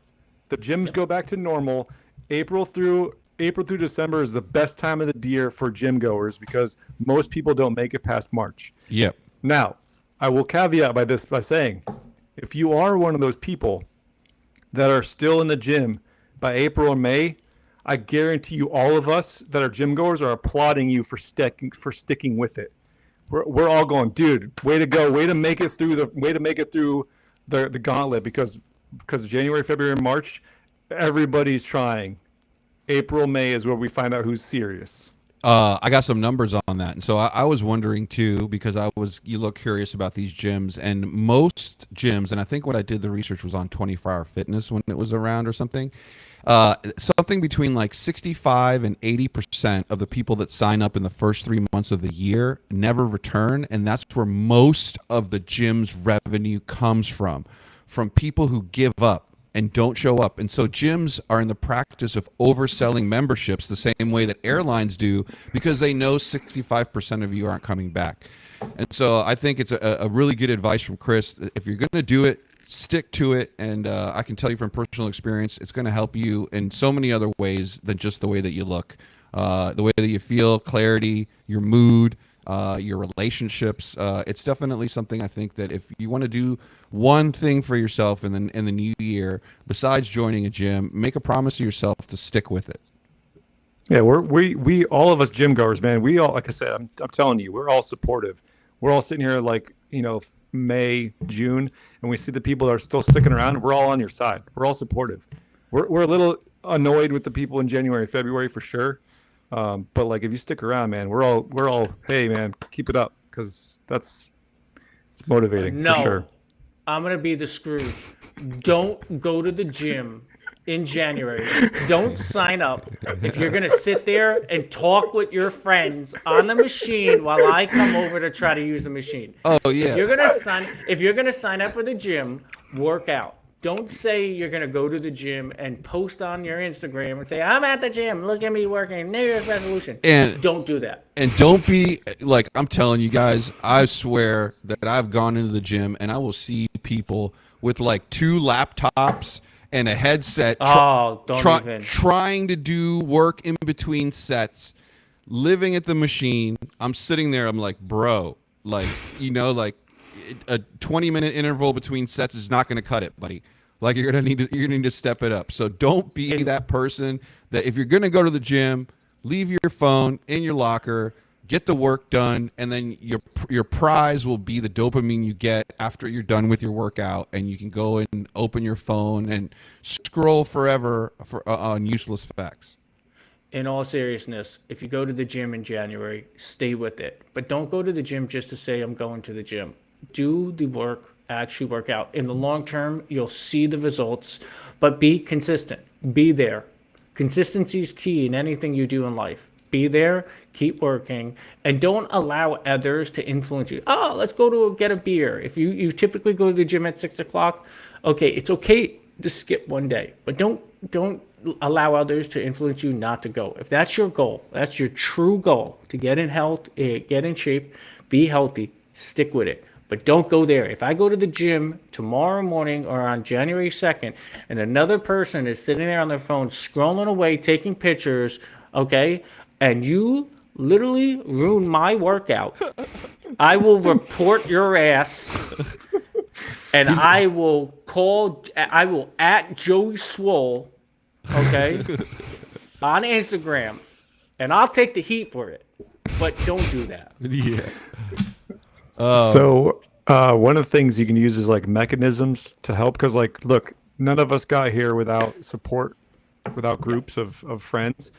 Use the technology, man. Like I've definitely done this before where I've set up competitions with my friends on my Apple Watch, because you can do that. You can go on and like set like goals or whatever. I've done it. Nike Plus you used to have that with a competition. So I used to say, hey guys, we're going to run 50 miles this month. And I'd send out invites to my friends, and like a few other Marines would join me. And then we would all try to get to 50 miles, and we'd all try to be the first person to reach 50 miles in the month. And so you can use that. Apple Watch has those features where you can set competitions with, closing your rings or whatever it is. Anything that you can do to like, get support from your friend group to keep going. I mean, dude, it's not cheating. I promise you, none of us got to where we are without help. And so don't be afraid to use motivation from your friends. But motivation from like posting on Instagram, that's not going to do it. That's not going to cut it. Right. Won't get you very far. And from a behavioral standpoint, there's some good data that supports this, guys. And so you know that if, as soon as you tell somebody an idea that you have, that there is a 67% less chance that you're going to actually do it. And so if you're going to go to the gym and you're going to take pictures of yourself and your progress, I think it's a really good idea, but do it in a specific way. Take pictures every day, but don't post them. Post only once every 90 days or 60 days, right? And then you're going to be so surprised by the before and after progress. And it's going to eliminate the fact that if you post every day, you're going to lose your motivation. Just like you lose your motivation for an idea if you tell your buddies, oh my God, I'm going to ask Maria out. And then guess what? You never end up doing it because you told your buddies and your brain got the dopamine. And so from a behavioral standpoint, practicing that delayed gratification with gratifying yourself and then sharing that goal, not every day, right? But every period of time so that you can really exemplify progress is going to give your brain what it needs to complete whatever it is goal that you want. So don't fall trap to, or I would suggest not to fall trap to, this need to be posting every day. If you want to post something every day, post a diary. Testify, say, hey, it's Tuesday and I'm at the gym again and I really don't want to be here. Okay, bye. Right? But don't post those pictures. Keep them for yourself. Track your progress and practice that delayed gratification so that you can see the results and your exemplifying progress is going to be inspirational. Okay? Because if you lose 0.3 pounds between today and tomorrow, nobody gives a fuck. Okay? But if you lose 20 and that's what you posted, now you've turned yourself into a leader and you're able to influence behavior and start people doing new beneficial behaviors. So practice that delayed gratification, guys, from a behavioral standpoint. It's going to help you out. It's going to help your audience out. And you're going to be much prouder of your results and your brain is going to be nice and healthy. Yeah, I'm not going to go on any more rants. Yeah. So another thing that all of us do, I don't know if Mike does. I know he does. I'm not going to say anything, but it's too easy. Too easy. OnlyFans fasting. Yeah, Chris knew that right away. I mean, the cat thing threw me off, so I really couldn't finish the joke. But like fasting is a big topic that has been around for a while. I think probably COVID is when it really popped. I've done it in every fashion, and I don't know. And hopefully, these guys can talk about their experience. And I've done it a couple ways. And so I've done it where I've not eaten done a water fast for about 48 hours, or just black coffee, and that helps too. But one of the things that I find the most beneficial is literally stop eating around 8 o'clock, and this is what I do. Okay, and it helps me. Don't get the munchies. Go to bed. Even if it's hard, to force yourself to sleep. Wake up. Get some sun in your eyes. Go and do the hard workout in a fasted state, and your body is going to love you. It's going to eliminate all of the BS cells that it doesn't need, that are the ones that are the most thirsty calorically. It's going to kick them out of your body. It's going to boost your hormone levels. You're going to produce more testosterone, okay, than you would as if you had a big breakfast. And do that hard work, and it's wonders for your brain psychologically. Now you're doing the hardest thing in the weakest state. And let me tell you, everything for the rest of the day, it doesn't matter. Your cat dies, no big deal, right? Nothing. It doesn't matter. Anything that happens during the day, it's not a big deal. If you go to the gym in a fasted state, and then when you're done, eat whatever the hell you want, and your body will thank you.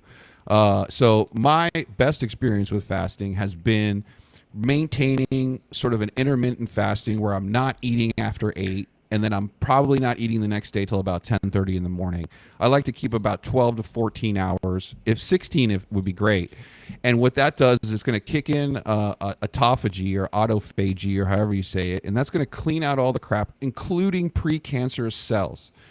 The other thing that I want to say is that when I did my big fast, I eliminated everything except for all I ate was fish, beef. Don't confuse me with Mike. Wow. Fish, beef, raw salad, okay, and olive oil. And then I went and I got my blood work done, and the doctor was like, "Okay, what are you doing? Are you sick?" And I was like, "No." And they're like, "Well, we got ketones in your blood. You lost 25 pounds." And I said, "Well, I asked the doctor this. I read somewhere, my mom had passed away from cancer, and I said, I read somewhere that cancer feeds off sugar, and if I don't eat sugar, then the cancerous cells don't grow." And the doctor said, "You're exactly right."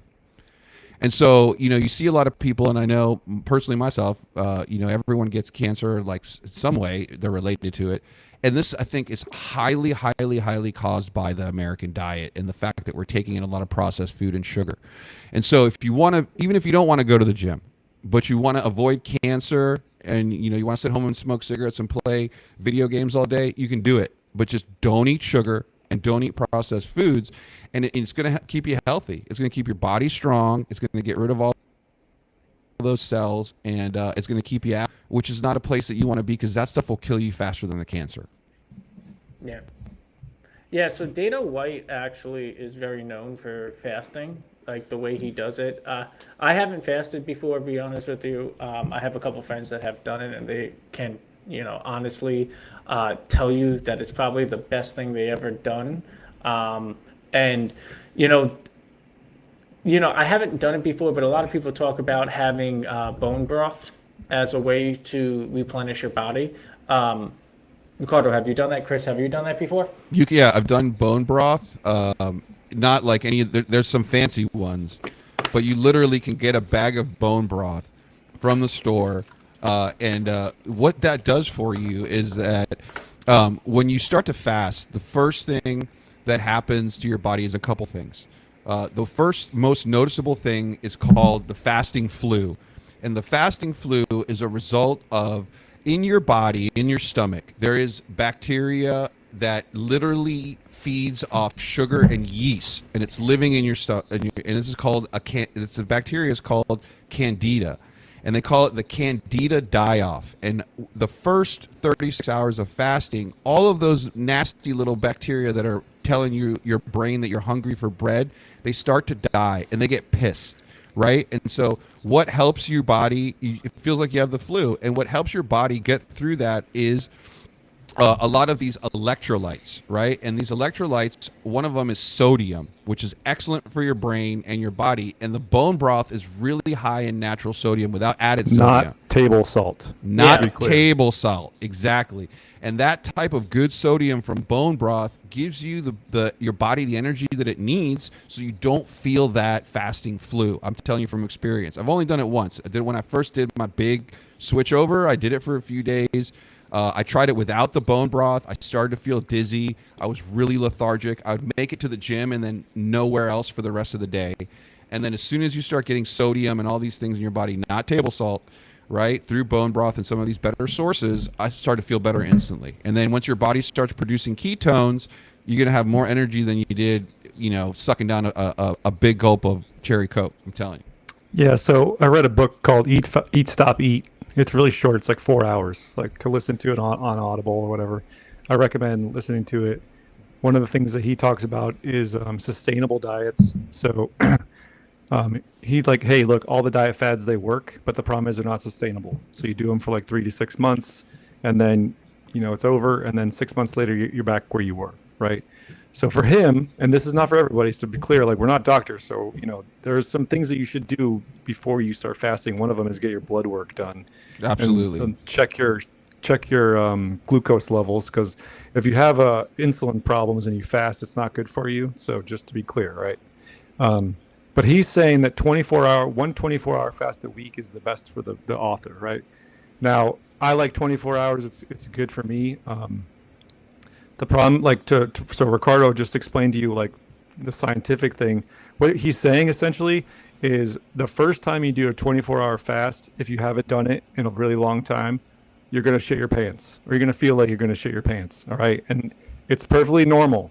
So what you do is the first time you fast, drink some water and take some fiber, like Metamucil or something. Like take some Metamucil, and it will help. not so that, because like it's not fun. Like the very first time I did a 24-hour fast, I literally thought I was gonna shit my pants. And like reading about it, totally normal. So it just, your body's transitioning from burning sugar to burning fat, and that's all it is, right? The other one is they talk a lot about drinking like black tea and coffee because those things are okay. Not everybody can handle black tea or green tea. Like, so I made this mistake. The very first time I did a 24-hour fast, I was like, oh, I can drink green tea. That's totally fine. Just don't put sugar or creamer in it, right? Well, green tea has tannins in it, just like wine. And tannins on an empty stomach can make you nauseous. So the very first time I fasted, I felt sick and nauseous after I drank some green tea, and I read about it, and I was like, oh shit. I was like, man, if I feel like this every time I'm doing a fast, like I'm never doing this again.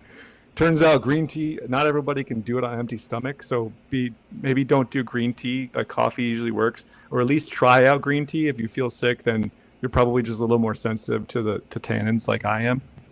But yeah, for me, I like to do like a 3 to 4 p.m. to 3 to 4 p.m. That's like, everybody's got their own thing. For me, if I eat like a late dinner, so like I have a steak at like 3 p.m. and then I just don't eat and go to bed, and then I wake up, I go to the gym in the morning. Now the hardest time for me is like that, we will call it 18 to 24 hours, because I usually, if I'm bored and I don't have anything to do, then I want to eat because I'm not doing anything, right? And that lasts like 6 hours.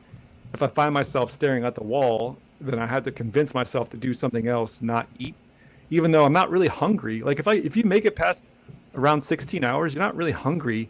You want to eat because it's like a habit.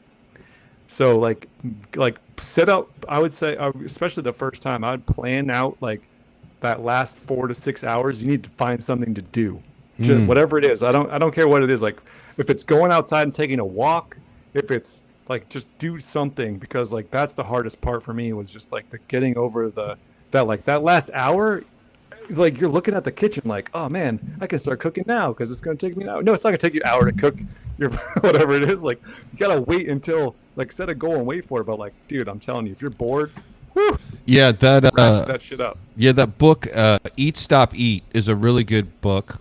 It reminds me of a book that Mike wrote on overcoming masturbation addiction called Beat, Stop, Beat. It's a good book also. Okay, that was actually good. I mean, Ricardo doesn't have a lot of really good singers, but I'll give him that one. Oh, God. I held that one in forever. I'll let you live with that one. I won't make any. I worked on that one. I responses worked that on that. Yeah, it sounded like you were festering on that when Chris was talking. I couldn't hold it in. I wanted to say it so bad. It was. Yeah.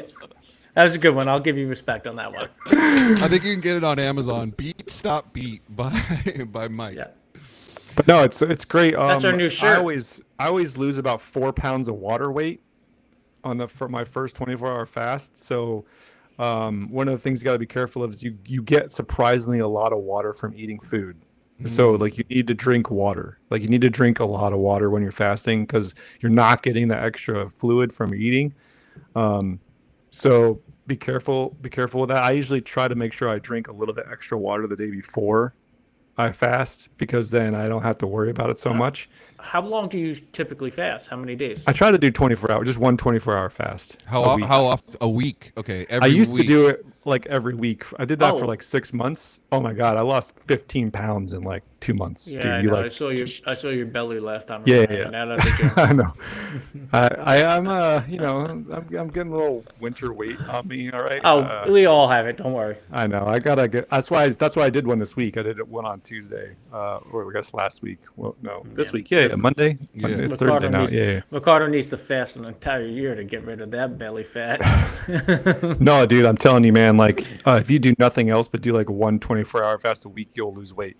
No, I did. I'm afraid to do it. I'm did sorry. an- I don't mean to cut you off. I did an 18 in Virginia. I did 18 because my parents don't do anything except sit around and watch TV, and that's all I did. I didn't have to move or anything. yeah, I get kind of nervous because I've never done it before. So it's like I don't know the body's feeling to it. Like I to be honest with you, I eat healthy, I work out, I kind of do those things. I never really understood the reason to fast, especially with my body type. So I never have done it. But I've heard so many great things from other people. If you do it right, you feel a true Oh, it feels difference. amazing. And The you- best sleep I ever get is after a fast. And you and you actually the most surprising thing is how much muscle you're still able to build, right? If you're lifting weights and you're like fasting, you're like, oh man, I'm never going to make it through my workout. I need a million extra I'm telling you, it's That's It's all a up mental here. thing. crazy. Okay. You eat like 60% of what you're eating today, tomorrow, and lift, and in a week you'll have so much more muscle mass. And I mean, you can look all this stuff up, but that's just from my experience that I was really surprised how strong I was able to maintain and how much muscle I was able to put on while fasting, as long as I didn't eat the crap. If you eat the crap, Right. it's game over. Yeah. Have to make sure that you set up a normal meal after the fast. So like the key is like at the end of the fast, don't like, oh my God, the fast is over. I can eat like 12 pounds of McDonald's, right? Just eat a normal meal, whatever your normal meal is. And Yeah, that's yeah. like a lot of people who do their diets take like and they consider themselves like one cheat day, and it's like they get a whole thing of chocolate chip cookies and they eat Yeah, the like- whole like a thing whole of chocolate pie. chip. Yeah. They eat a whole chocolate chip cookie thing. And it sounds they like feel you're- like death in the gym. It sounds That's like a- I have Is that what you- experience in that. It sounds I have like experience in coming- that. coming I from have a- experience in cat. that. You got this cat from the crazy cat lady who was giving him cookies. oh, that's where No, I got her. Yeah. See, I'm a very nice I love guy. I got her alliteration, from by a the way.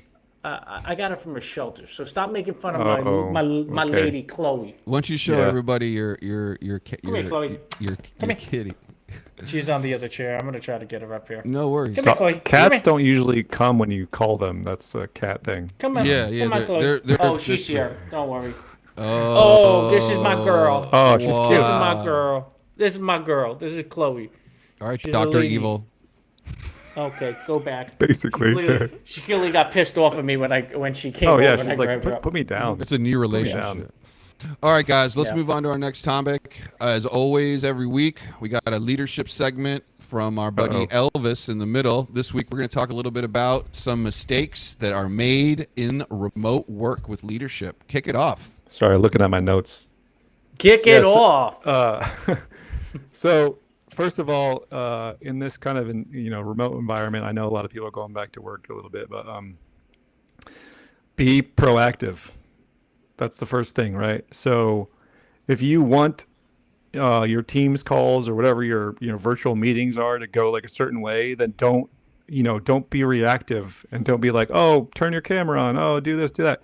Have a meeting with your team specifically to explain what the virtual meeting etiquette should be. Have a list of rules. Cameras are on. Whatever the rules. I'm not telling you what rules to have, but make a list of rules and then hold them to that, right? Because if you're always the one like, well, we need to have our cameras on, and then, oh, we need to do this, we need to do that, and they're gonna be like, dude, what the fuck, right? Like, just set up a meeting, set some etiquette, and then have follow that. Now, don't be a Nazi, all right? Don't make everybody. I mean, like you're working from home, so just a three-piece suit in a virtual meeting is fucking retarded. Okay, so like with some like leniency, but like I would recommend cameras on for all the meetings, especially when you're doing one-on-ones, and just standardize it, man. Everybody will follow through. Everybody's cool with it. But if you try to do it on the fly, it never works.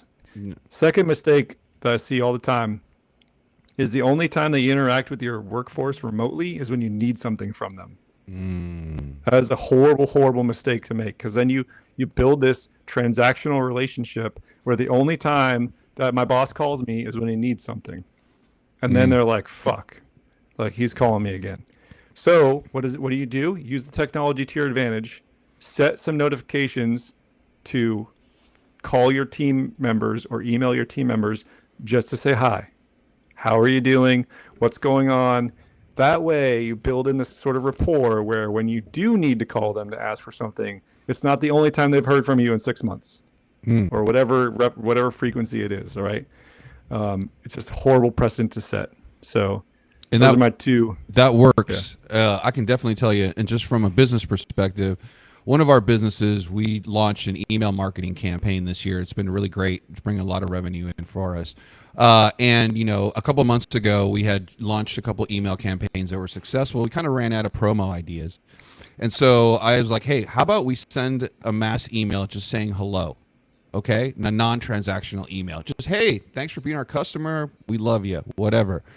It yielded a good 30% conversion for no reason. We didn't even have an offer on the page. And so I can attest to that, numerically, that just constant contact that's non-transactional, where you give and then take, it's lucrative, and it's going to get more out of your employees. It's going to get more productivity. And if you're applying the same ratio to any kind of business practice, you're going to get more revenue, right? You don't need to always have an offer or some form of entertainment. Sometimes just a communication with no specific agenda will take you very, very far.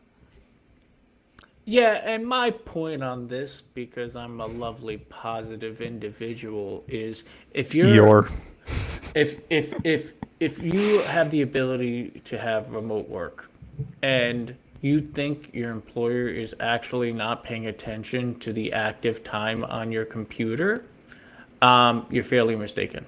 So make sure you're actually working. Make sure you're present in every meeting. Make sure if you have a meeting with somebody, you dress adequately. Now, Chris was saying don't dress in a three-piece suit. Obviously, it depends on the circumstances. You don't have that. But if you have a team meeting, don't show up in a wife beater or a cut-off shirt. Don't do that.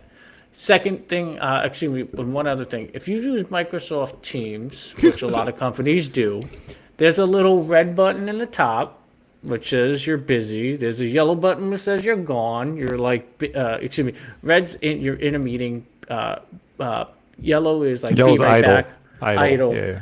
and then green means you're available. Companies typically, or Microsoft Teams typically, tracks your keystrokes. Typically tracks how long you're in idle, or you're busy, or you're available.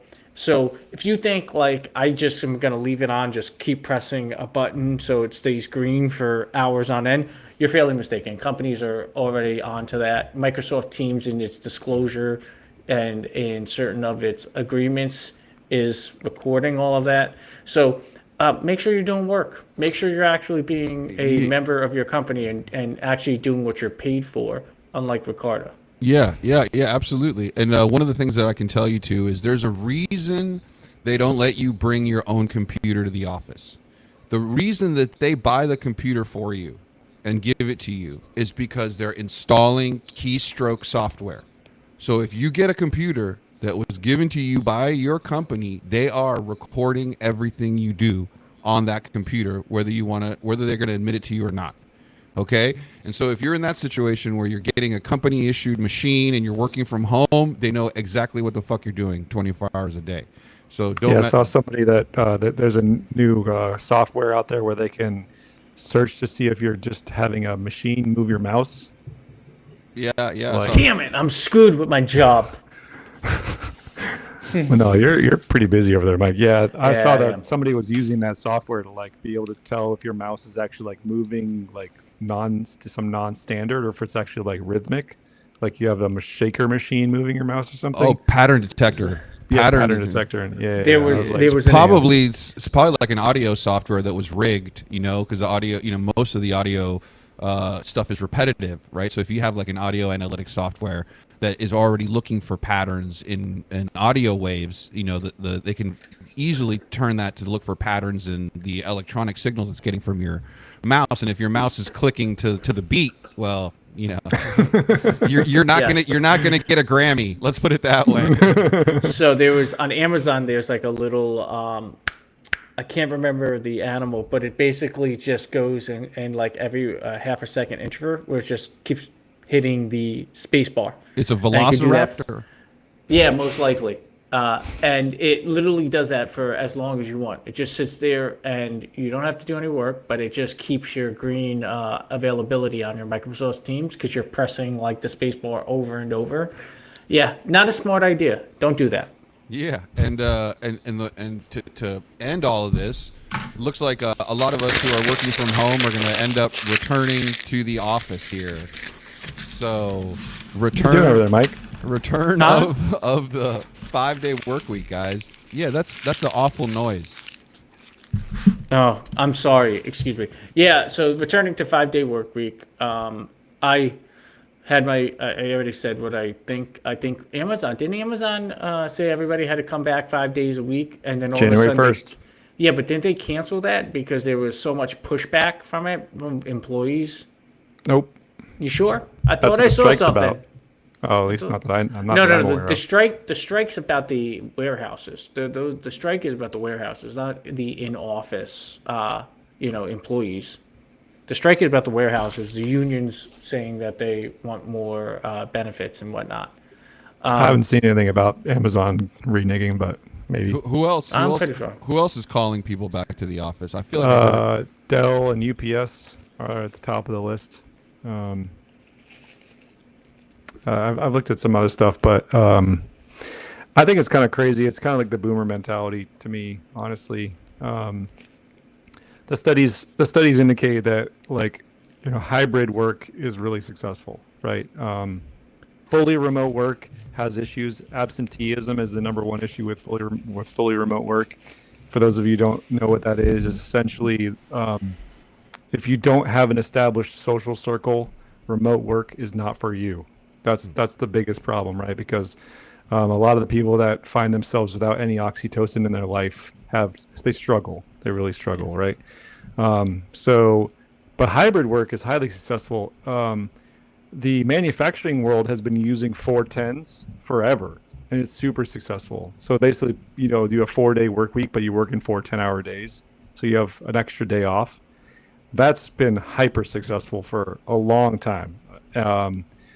I would fully support doing 410s over a 5-day work week because it still provides that work-life balance that a lot of people are realizing that they really need. And that's kind of the one thing that hybrid remote working really brought into the forefront is how much more time you can spend with your family and how important that is, that you're not like stuck in a car all day, because there's a lot of time spent in your car, a lot of time, right? And that's wasted. You could be, with your kids, you could be at work, you could be doing there's so many other things at the gym. at Hooters. Taking pictures of your feet for your OnlyFans account, Mike. Petting your cat. How dare you? How dare you? Leave this good lady out of it. But yeah. I mean, the studies are out there, and the collaboration is an issue with fully remote work. That's like one of the things.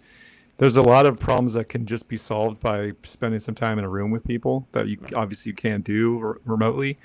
But the problem is that these companies are spending all this money on keeping the lights on at these businesses, at these buildings, and so they got to justify that expense somehow. So like to Mike's point with remote work thing, all of the loopholes that people are figuring out, all these like things that people are doing to like not work, that's why they're going back to 5 days in the office, because of all of that crap. All the games that you guys played, that's forcing their hand. Yep. Yeah, So I agree.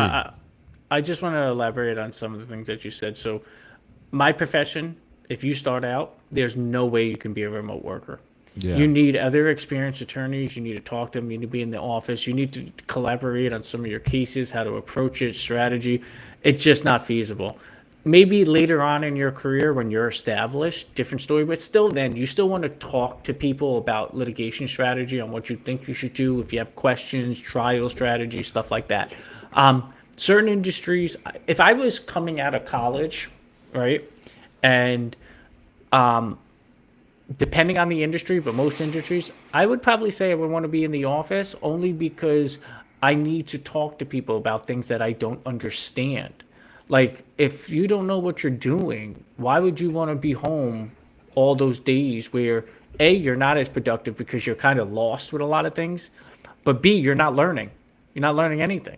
So I think the companies are in a bind because there's pushback on it with several companies, but also like you said, they have millions locked up in real estate in those offices. And if you don't have people coming back, it's not just the buildings themselves. Like New York City, there's a lot of problems with the real estate, but all the surrounding businesses, bars, restaurants lose that revenue from everybody being in the city. It's a good point. So yeah, so you're losing a lot of revenue. So all those elements are at play.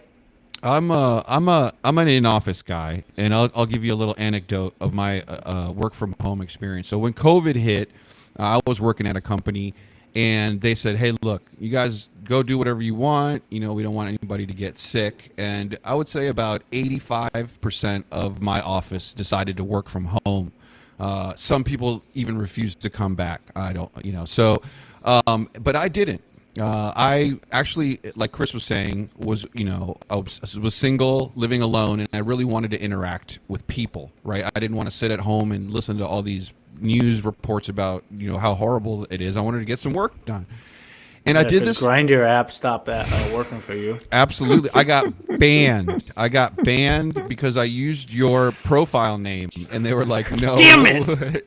Damn it, I knew you were coming back. But I'll tell you what the result with this was, and I can't say that you're going to be able to duplicate this, but like I was in a cubicle when COVID started. Yeah.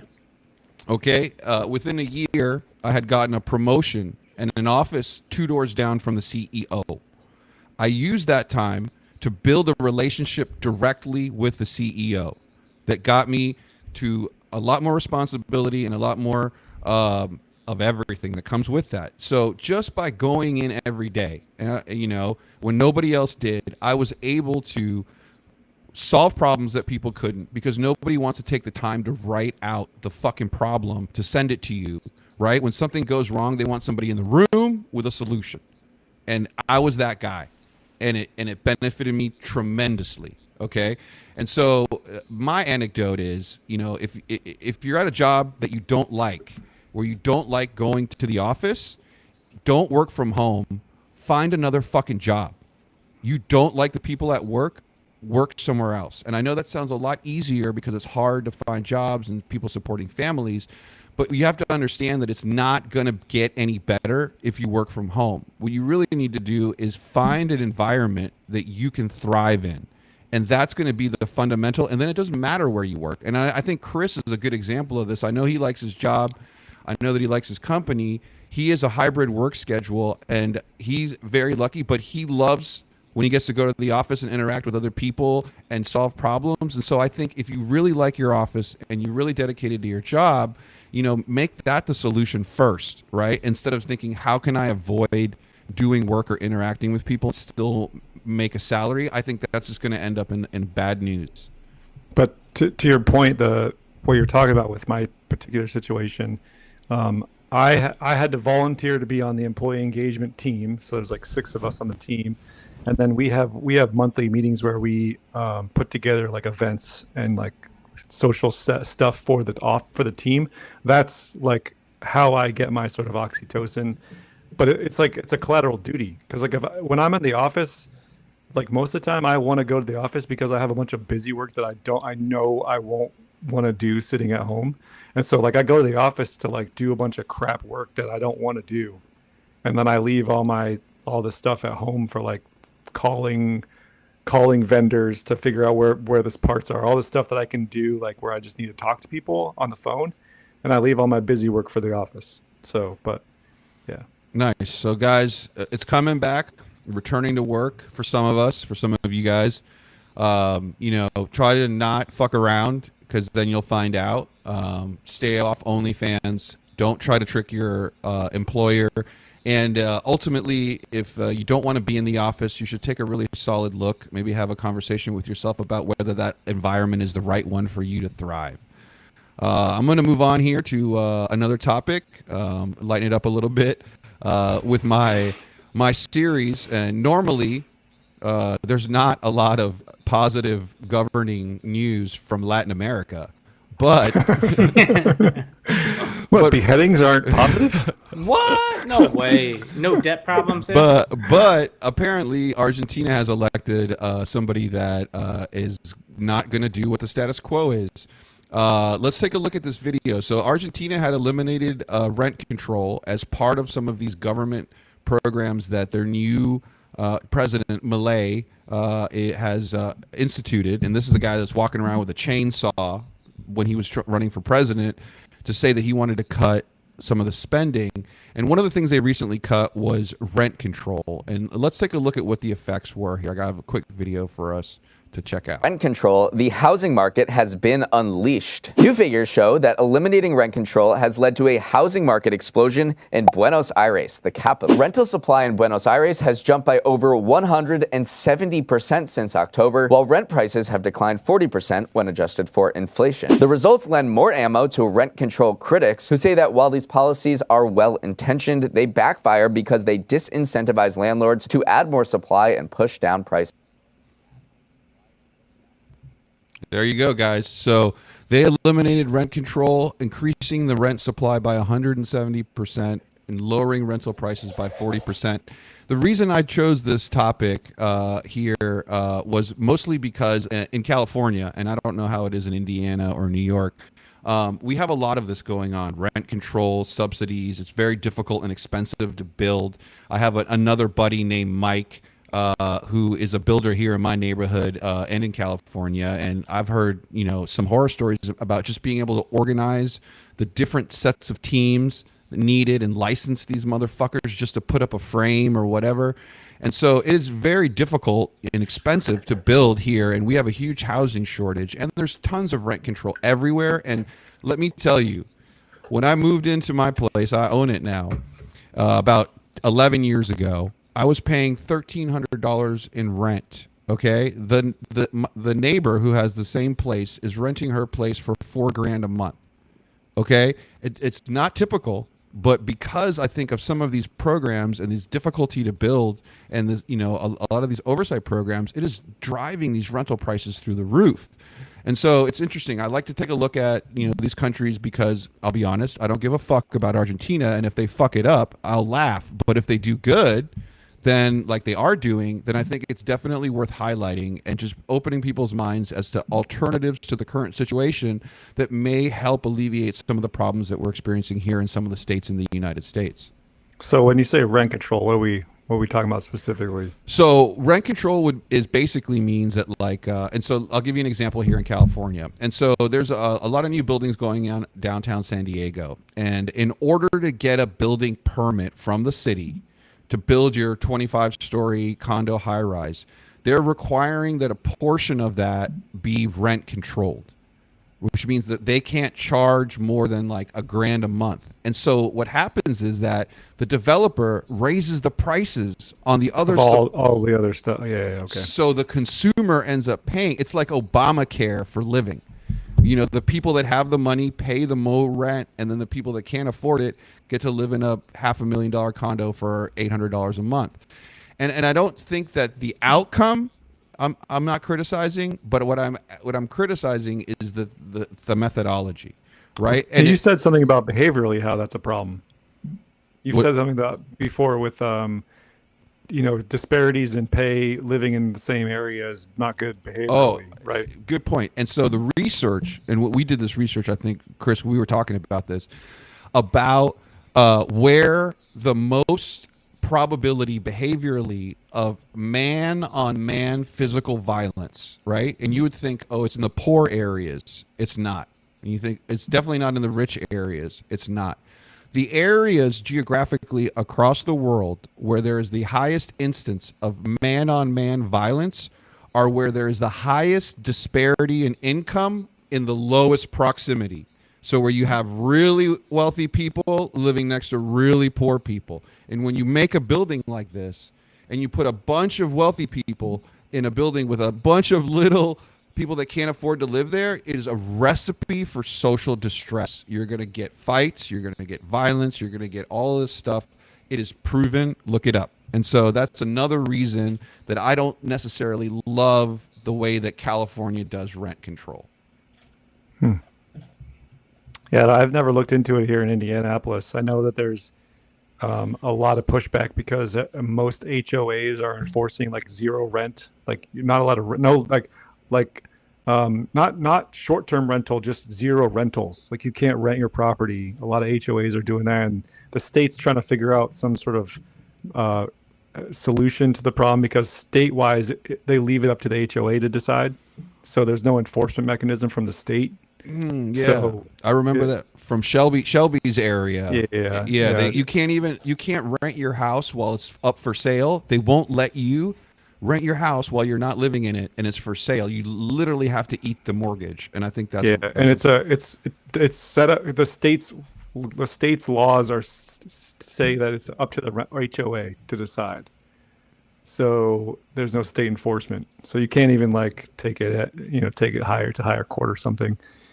I don't know what the issue is. I know in California there's a lot of issues. Like Brian's apartment, there's no short-term rentals. Their HOA dictates that you can't have any like what is it called? Airbnb. I'm on the HOA here at my building, and we do the same thing. We literally and the reason we eliminated it was because these people trashed the building. The people. We put up cameras. And like I'm gonna see if I can get a highlight reel. I mean, I have like 30 to 40 people pissing in the hallway, like throughout an entire 6-month period. I feel like they're all related or something. But like everyone comes to San Diego to get drunk and piss in a hallway. Apparently, and so that's the going thing. It's a new TikTok trend. Yeah, exactly. Yeah. It's a golden shower. There was a TikTok. There was a full bird colonel who got caught by a couple one-star generals shitting in the hallway in his dress blues. Yeah, I won't name any names, but he probably knows who he is. Happens in the military too, man. Absolutely. But yeah, so guys, keep an eye out for Argentina. I know that I've been following these guys since before the election because I didn't know who this motherfucker was that was coming in and what his experience was. He is a believer.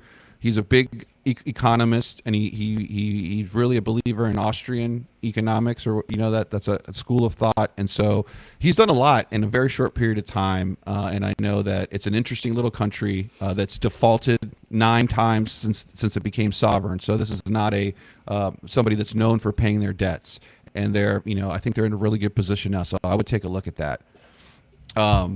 And then I want to talk about another thing that's like kind of a little pet peeve thing here. Like I love music, and I also love to shit on Golden Voice. And Golden Voice is the company that owns Coachella.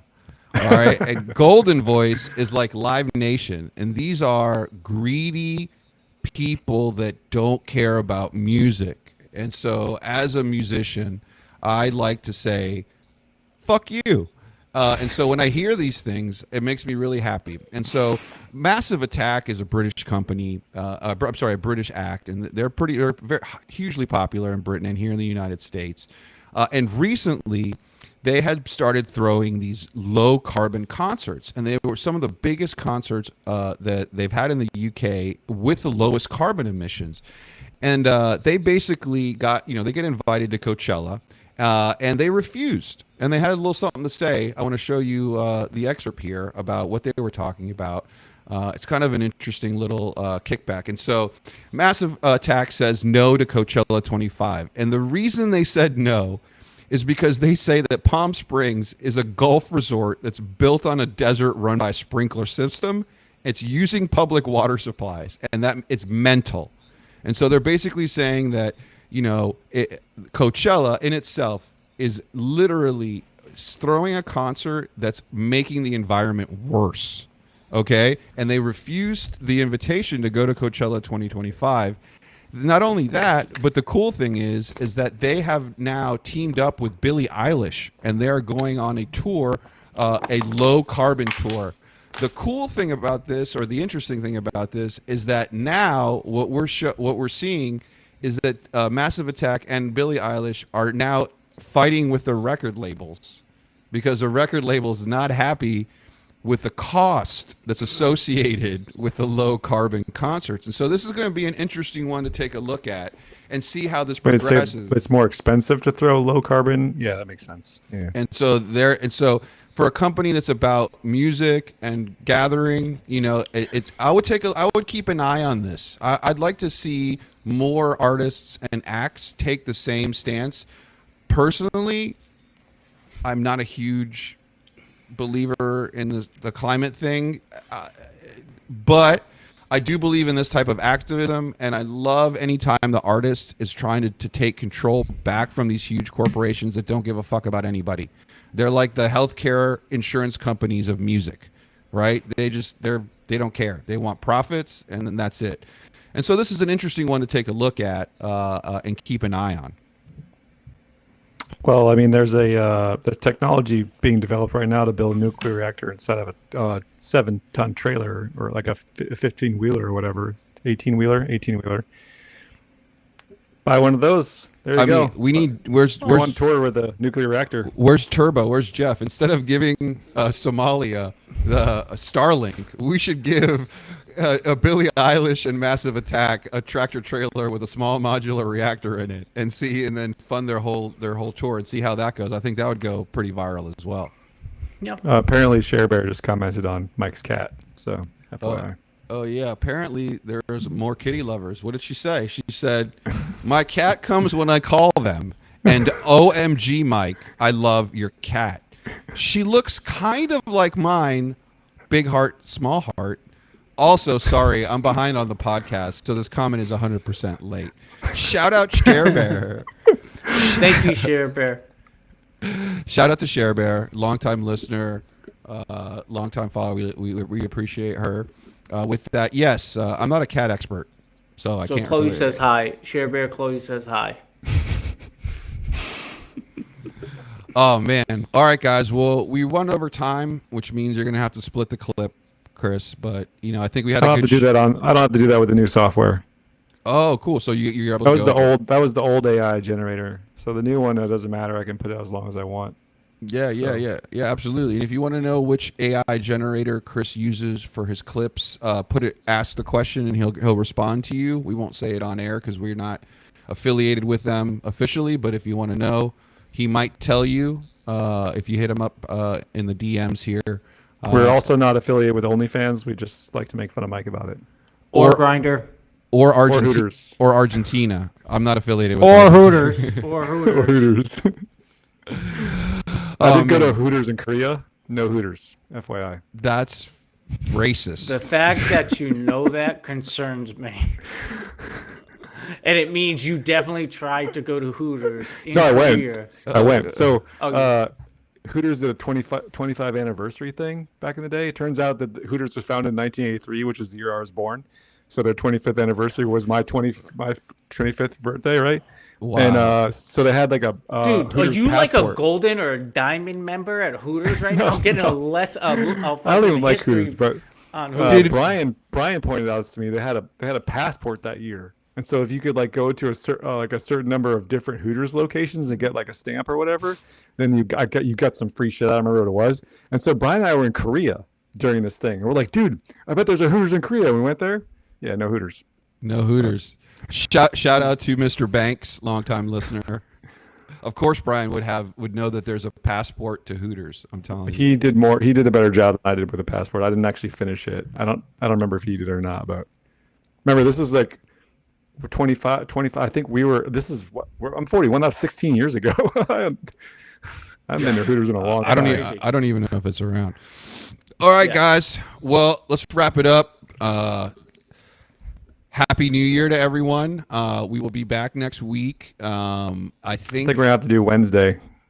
That actually works out, guys. I do have something that I've been cooking up. A special guest is going to come on hopefully next week and do a presentation on a specific topic for us, and the rest of the crew will put that topic up on social media so that you guys can check it out. But hopefully we'll have that next week. We might be on Wednesday. We'll let you guys know. I got to fly out and shave and play Marine. That's right. So no problem. So guys, we'll update you on the time. If you go out for New Year's, be safe. Yeah. Practice the buddy system. And so two condoms with hot sauce in the middle. That's the buddy system. I quit. I'm afraid of what you're gonna do to that. I'm afraid what you're gonna do. Oh no! Don't you dare talk bad about Chloe. Is there going to be a Mike Diddy Epstein list with a bunch of cats that are going to come forward after we? Okay, stop. That was cats are like joke. tattoos. Once you pop, man. Mike's gonna be a crazy cat lady. I've had dogs and cats my whole life. We've had 3 dogs at once with 2 cats. You do look like a cat lady. Yeah, that makes sense. Yeah. If you find yourself writing a manifesto later, give us a call. We'll walk you through it. We'll talk you out of it. I got a great chocolate chip cookie recipe. I'll give it to you.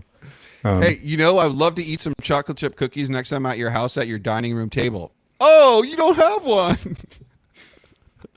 You don't rate to sit at my dining room table. I actually put it in storage while you guys are there. Yeah, with the Christmas You tree. have no with the dining Christmas- room with table. with the Christmas tree we bought you. Oh man. You have a I fucking don't couch. fucking need you a have dining room table. You I have don't a have any fucking people over couch, for a dining fucking room table. TV, a dart set up. Look, I don't okay? want people in my house. I No like chair. living alone. You don't say. You don't say. It was clearly obvious. I'm an introvert, man. I like being at home more than I like being around people. I love it. I love it. It was obvious. Oh man. Well, guys, thanks for watching. Remember to like and subscribe. Check us out on all the platforms that we have. We put our reels up on Instagram and YouTube throughout the week. Check them out. If you guys have any topics you want us to discuss or anybody that you want us to pay to come on and talk to us and pretend they like us, we'll try to do that. We're going to have some guests coming up in the coming year. We're going to have a couple guests coming in. I don't know if it's going to be weekly, but we will have some new segments and a couple other things coming on. Be sure to check out the YouTube channel. We'll have some of those explainer videos on some of the topics that we'll expand on. Before we go, what's our New Year's resolution? 100,000 followers? 100,000 followers. Yep. New Year's resolution. 100,000 followers. That's our 100,000 followers New Year's by resolution. March, the end of March. Well, yeah, could happen. Well, let's see if we can do it, guys. We need everybody's support. And as always, Tell your friends. Tell your friends. Tell your friends. And it's not followers, it's subscribers. Yeah, the subscribe. Oh, we already have 100,000 followers. Is that what you're saying? Yeah, because No. we do.